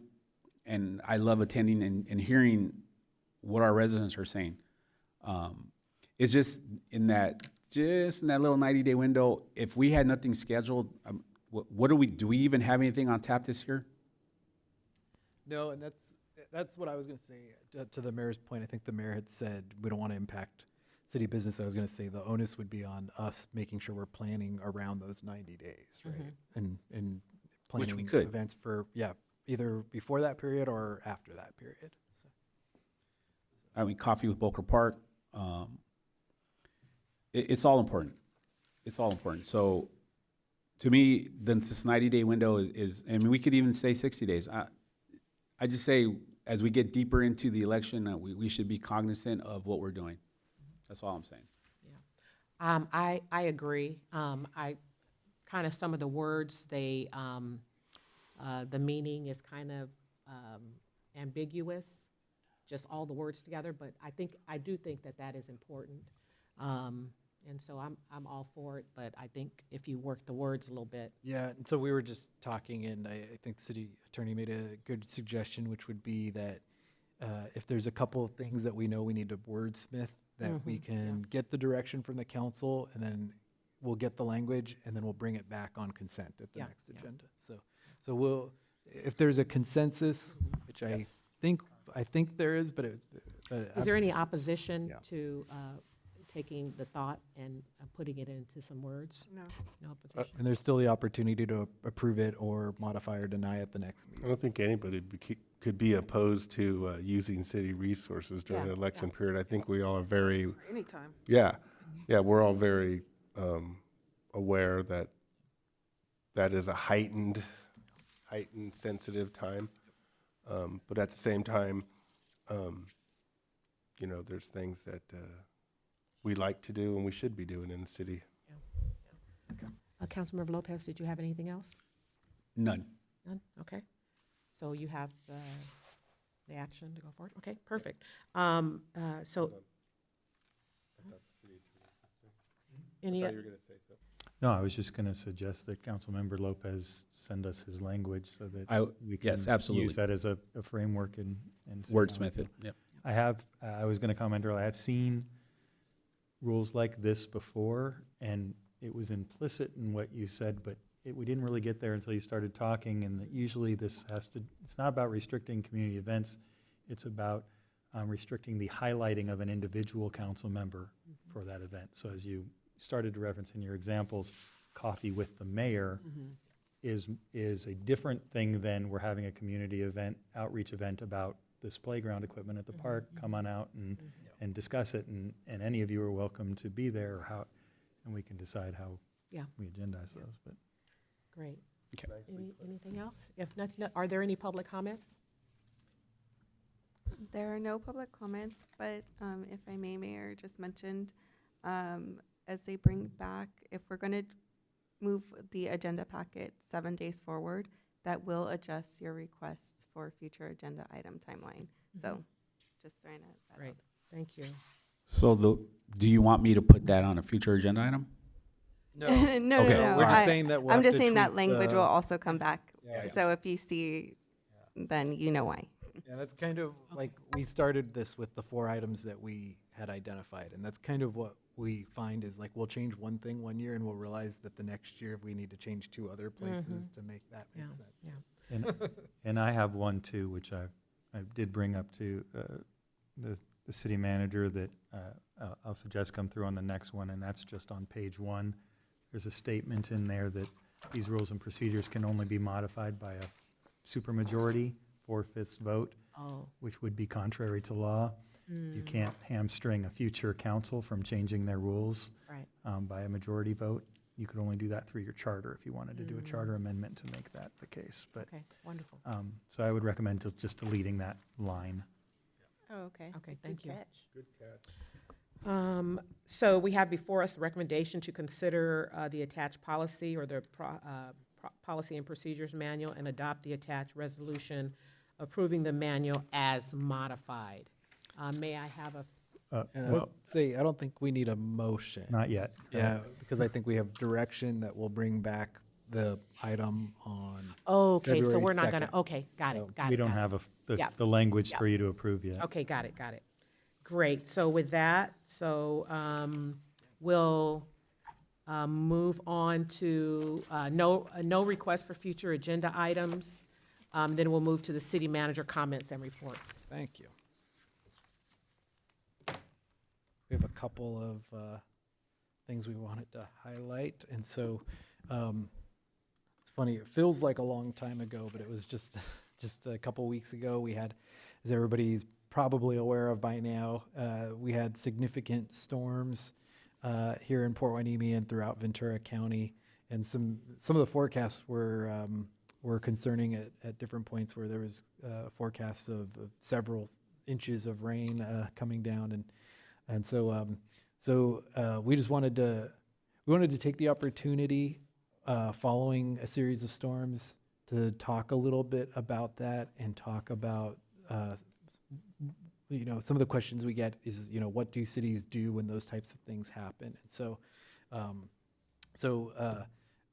these charts here show the significant level of rain that was being forecasted. I think at different points it was like there were talks of 6 inches or even in excess of that, which is significant. We also, for us, one of the things we have started to learn and a concern for us is when it's the storms coupled with king tides. That's a time for us to be concerned. And so we had a couple of those periods where we had to really monitor and watch for those issues. So we had that storm period, and then we just wanted to take the opportunity to highlight that, the cities, when things go wrong, we tend to talk about what went wrong, but when things go right, we don't talk about it. And so we wanted to talk a little bit about what the city did to prepare for really an abnormal amount of rain. I think at this point, this chart here is taken from the Hueneme pump station measurements, and we found that we are currently at 13.21 inches of rain, which is 90% of normal, and that's only, I think, we're something like 3 months into the year. So we're going to have an abnormal amount of rain this year pretty soon. We're going to exceed our normal annual levels. So what do we do when these things happen? The city prepares in advance for these storms. We have our team start working to clear debris, check waterways, check storm drains, make sure that everything's flowing properly. And then I think one of the key areas that we've really focused on over the last couple of years was really developing the partnership with the county. Obviously, the question we always get is the channel going down Channel Islands, is that the cities or the counties? And it's the counties, but we don't want to just tell people it's the counties, so it's not our problem, so we're not worried about it, because we do in fact worry about it. So we've really worked on developing that partnership where we have really gotten to the point of having contacts that we check in with in advance of these storms, making sure that the counties, the channels are cleared, and we have made our staff available to help when needed. And then also really making sure that we have somebody from the county like really on the line, so that when we start to see an issue, we know who to contact. We can make sure that there's a response as needed, and then also just ahead of time making sure that the county's aware of the forecast we're seeing, because they do have the whole county to watch out for, and just checking with them and making sure that we talk about those concerns beforehand so that everything can be addressed as best as possible. So that's a major focus for us. And then also, we always remind everybody there's what we're doing to prepare, and there's what our partners are doing to prepare, and then the third piece is what our residents should do to prepare. So we've tried to put an emphasis on making sure that everybody gets information in advance of the storms, so there's time to prepare, and making sure that we have sand shovels and sandbags available at Public Works. Before the big storms, we've actually, tried to put together a lot of them and have them ready, but even just with some of the minor rain, we made sure that at least the equipment was there where people can make their sandbags if they needed to.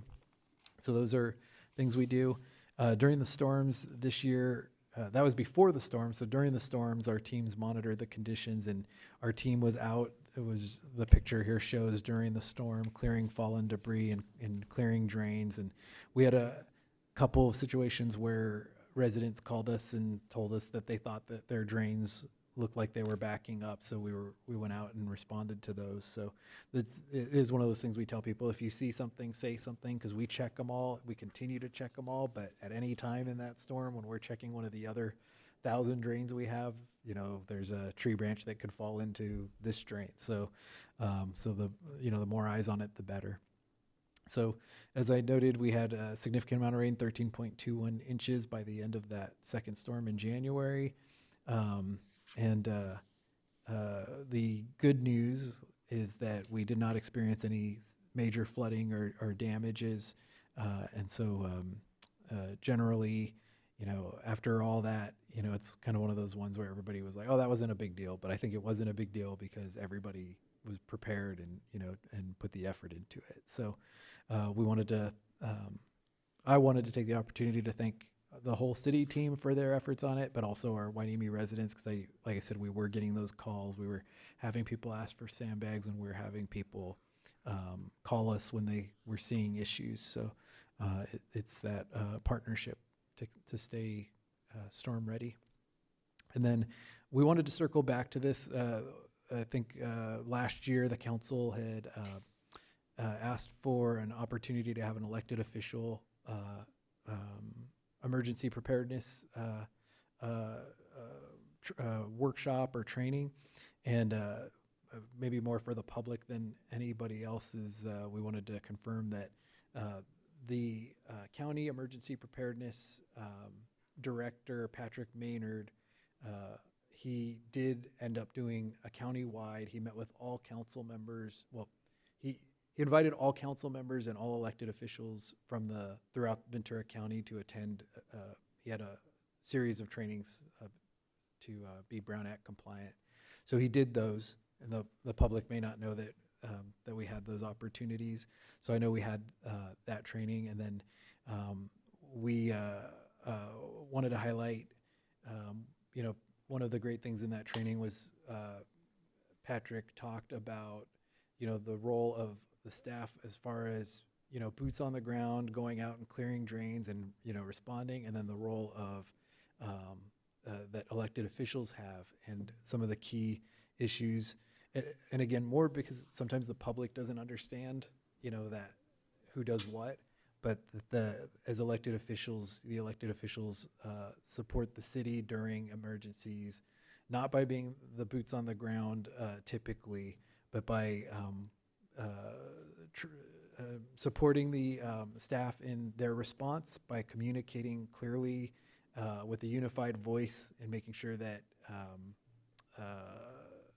consistent information and consistent and vetted information is going out to the public, and serving as a bridge between the community and response agencies by relaying concerns to the Emergency Operations Center as needed, and asking questions and learning and preparing. And I think in his training, that was one of the keys that I took away from Patrick's training. That's always the reminder to everybody, is a lot of it is going to come down to preparedness, and have we done enough to prepare, and are we getting the word out to prepare?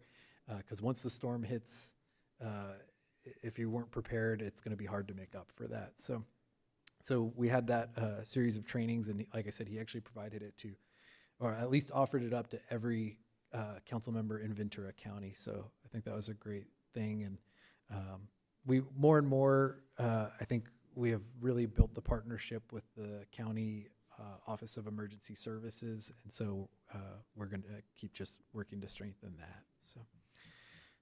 So that's wrapping up the storms, and I checked the weather this morning because I figured before I say that I better make sure we don't have another one coming. And right now I don't see a storm, so let's keep fingers crossed. Also, another major thing that sort of wrapped up over the holidays was the mid-cycle dredging at Hueneme Beach. As a reminder, this was called the mid-cycle dredge because this was not a year that the dredge was supposed to occur, but because last year received there were issues and there delays, and so we didn't receive all the sand that we had anticipated.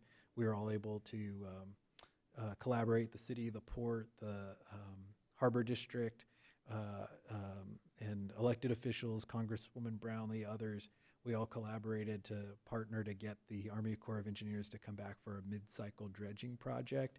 And we're happy to report, and hopefully you can tell just by the before and after photo, it is a significant difference in that before photo was when after last year's dredge, so it actually was even worse than that before. But you can see the difference between now with this mid-cycle and getting the amount of sand we were supposed to get, the difference it makes, and that we actually have a full beach again. And so we're happy to report that they estimate that it was 1.5 million cubic yards, which the estimate beforehand was 1 million, so they actually exceeded that pretty significantly. So we're happy with that. We expect that the promenade will be cleared and reopened within the next week to 10 days. So they are completely wrapping up. So I think I have maybe one more item. We just wanted to highlight there's the recreation and our volunteers at the museum are partnering to do the Sunday Fun Day. They started doing these last year, so they put out their calendar for this year. And so on that flyer to the right, you can see the events scheduled this year. And so we wanted to share that information with the public and note that registration is now open, and people can apply and register for those Sunday Fun Day events starting now. And then last, looking ahead to the February 2nd agenda, we have 2 presentations scheduled: World Wetlands Day and Black History Month proclamations. Consent, we have a couple of items on consent, but the major items are, we have a public hearing for proposing amending the cap on number of cannabis businesses in the city that we had talked about when we did our cannabis review earlier, or last year. And then for business items, our legislative platform annual review. We're bringing back, there had been a request that we were working on bringing back to look at feasibility of a bike lane. And so we were gonna come back with our analysis on that. And then we have an opportunity with our Public Works Department to work on a grant proposal that actually could make an impact on really future planning for issues related to the channels. And so we wanted to bring that grant proposal to the council to discuss at that meeting. And then also we just added today, tonight we added, was it 1 or 2 items to come back on February 2nd? I think it's the council policy and procedures that should be on consent. And then the Port City Committee, that'll be on business items. I feel like maybe I'm missing one, but so we'll get those on the list too. Those weren't on the list when we put this together. So full agenda for February 2nd. So, and that's all I have. Great, thank you. We'll move on to. Question, if I may? Go ahead. Yeah, go ahead. Yeah, one item I think we discussed before the holidays was a presentation by David Marin on the state of the county, the Civic Alliance presentation. Yeah.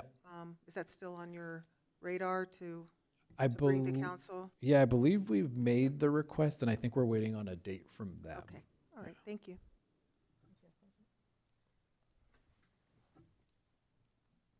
I just wanted to make a comment that with regards to rain preparation, I think it's with the amount of sycamore trees, the leaves, when they start falling and the rain comes at the inappropriate time, I think the leaves are a real problem with drainage.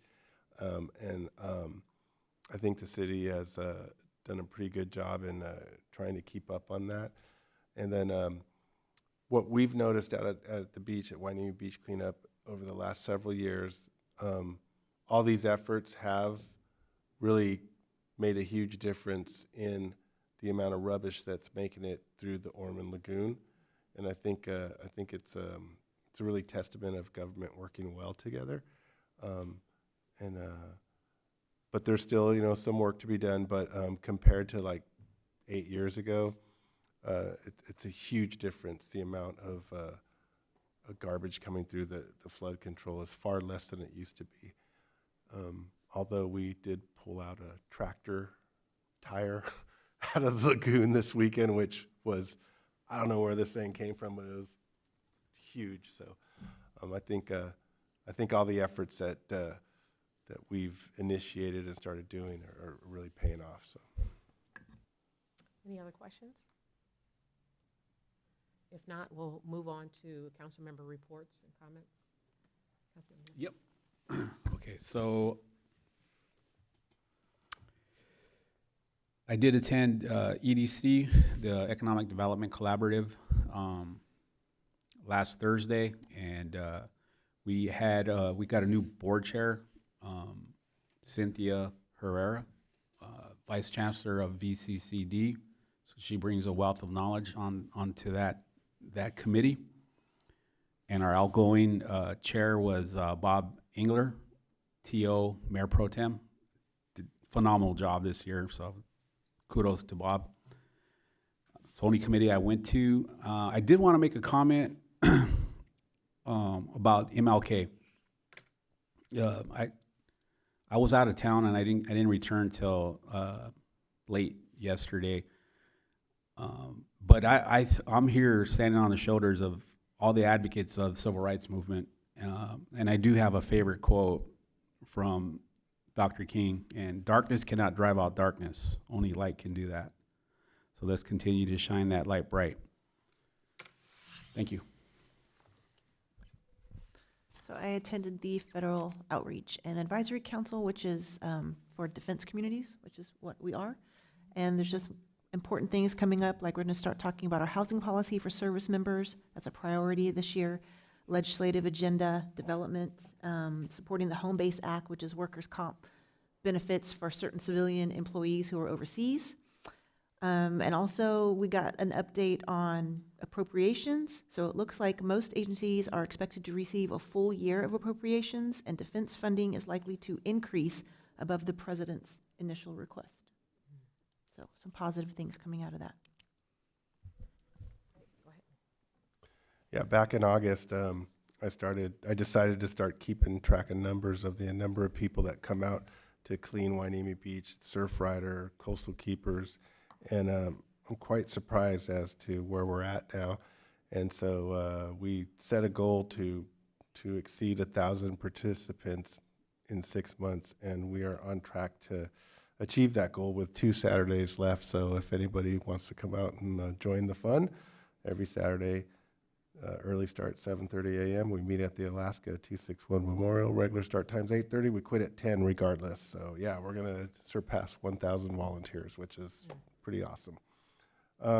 This morning, I had the occasion to escort Supervisor Lopez over to the Ocean View Pavilion.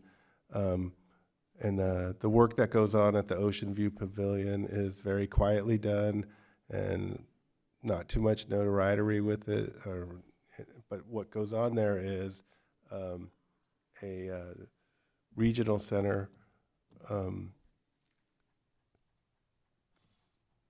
event 5 days a week where the pavilion is opened up to adult disabled persons who get recreation and a lot of benefit from coming to the Ocean View Pavilion. And so there's about 80 clients that come there, and it was really fulfilling to see the work the unnoticed work that goes on 5 days a week there. And it's really interesting because a lot of people are unaware of what they do there, and it's just quite amazing. So I was able to escort Supervisor Lopez and just observe and talk to the staff there and just get an idea of what's going on there. And like awareness is always like really important, and you know, what George and his staff provide to our community is invaluable. It really is, because otherwise these adults would be staying at home and not getting exercise and recreation. And you know, it's just a joy to watch what they do over there. They're just so caring and so great. And then the Native American organization, my wife, made me aware that the city was removing the reeds from Bubbling Springs Park, and I guess that's called Thule. And the Chumash Museum in Thousand Oaks has a hard time getting hold of Thule. So maybe we could do some outreach and see if they're interested in collecting the Thule so that they could make artifacts and stuff that the Chumash used to use it for. So anyways, that's it. I'll be attending Beacon on Friday. Thank you. Mayor Pro Tem. So I've attended all my meetings. The first of the year kicked off with RDP, Strategic Planning Group. We were saying goodbye to Gene Fisher and welcoming Terry Clark as the new executive director. VCOG is planning their agenda of meetings and presentations for the year. Clean Power Alliance is doing well. Let's see, I did attend the SCAG Legislative Committee meeting this morning, and the main takeaway from there was a prospects of a multi-million-dollar funding for climate change coming up this year, so local governments will be eligible to apply for some of that funding. I think it could be in the billions, but how it's coming from the state is beyond me. With the state budget the way it is. Yeah, so anyway, that's something to keep on our radar when that money becomes available. I also took advantage of an invite to attend the Immigrant Services Stakeholders Meeting, which is hosted by the City of Oxnard at the Oxnard Library, and they talk about the impact of the immigration raids that have been occurring throughout the Central Coast. And one of the key takeaways, I won't go over all the items they discussed, but one of the key takeaways that I'd like to share with the rest of you here is they're telling people to be aware of the social media that is inaccurate, especially with AI out there. Just always trust but verify, test things out, make sure you know the source of where some of this information is coming from, because people are playing with AI and doing a lot of things that are misleading. And they're misleading both police and immigrant service groups, people who are out there to help. So it's really important that we pay attention to that and let people know if something's not correct. Some of the food distribution service sites are allowing neighbors to pick up food for their neighbors and their families who are afraid to come out. Animal control is assisting people with pets who are self-deporting. They're doing a really great job, and they've received over 200 animals just over the past month. So they are definitely in need of foster homes. And let's see, I think that's pretty much it. I'll be tuning into the Beacon meeting on Friday and continuing with my meetings as planned. Oh, I did attend the Savvy Seniors on Thursday night. It was a lot of fun. And I'll have to say, it was very entertaining. Wainimi. Yeah. So I hope to attend again. So thank you, Mr. Gama, for an evening of entertainment. You and the chief were a good duo. That's it. Okay. We talked about MLK. That was a great event yesterday, great turnout, and was happy to see Councilmember Gama and Councilmember Hernandez there. I was looking for you, but I didn't see you, but that's okay. My husband and I spent the day at Universal Studios. Oh, wonderful. Yeah, so did that. I transitioned out of the chair for the Air Pollution Control District. I'm glad to let you all have allowed me to continue. There was a lot of work we did this past year that we need to continue. So excited about that. Mayor Pro Tem mentioned that Gene Fisher, the executive director of RDP, transitioned out after 25 years. He's retiring. And I want to thank Madam Clerk for the proclamation that will be taken to his event, along with the certificates for the Military Appreciation Dinner this Friday. I will be participating in the City Selection Committee on Friday morning at 7:30. And then I have another schedule to volunteer with Many Mansions. They're having a Bowls of Oh, Hope. Bowls of Hope. Bowls of Hope. I'm doing that as You're well. I doing that as forgot. well? Yeah. So looking forward to that. I haven't done it before, so looking forward to doing that. Did you all do your why are you, pick your soup and why are you a soup? Yes, I did. That was really nice. I really enjoyed that. So looking forward to that. Feeding people. Soup. Looking forward to that, and I think that's what I have in the horizon coming up. Been attending my meetings. Usually, my meetings are generally the first 2 weeks of the month, and so looking forward to having another week or so off before I have to go back.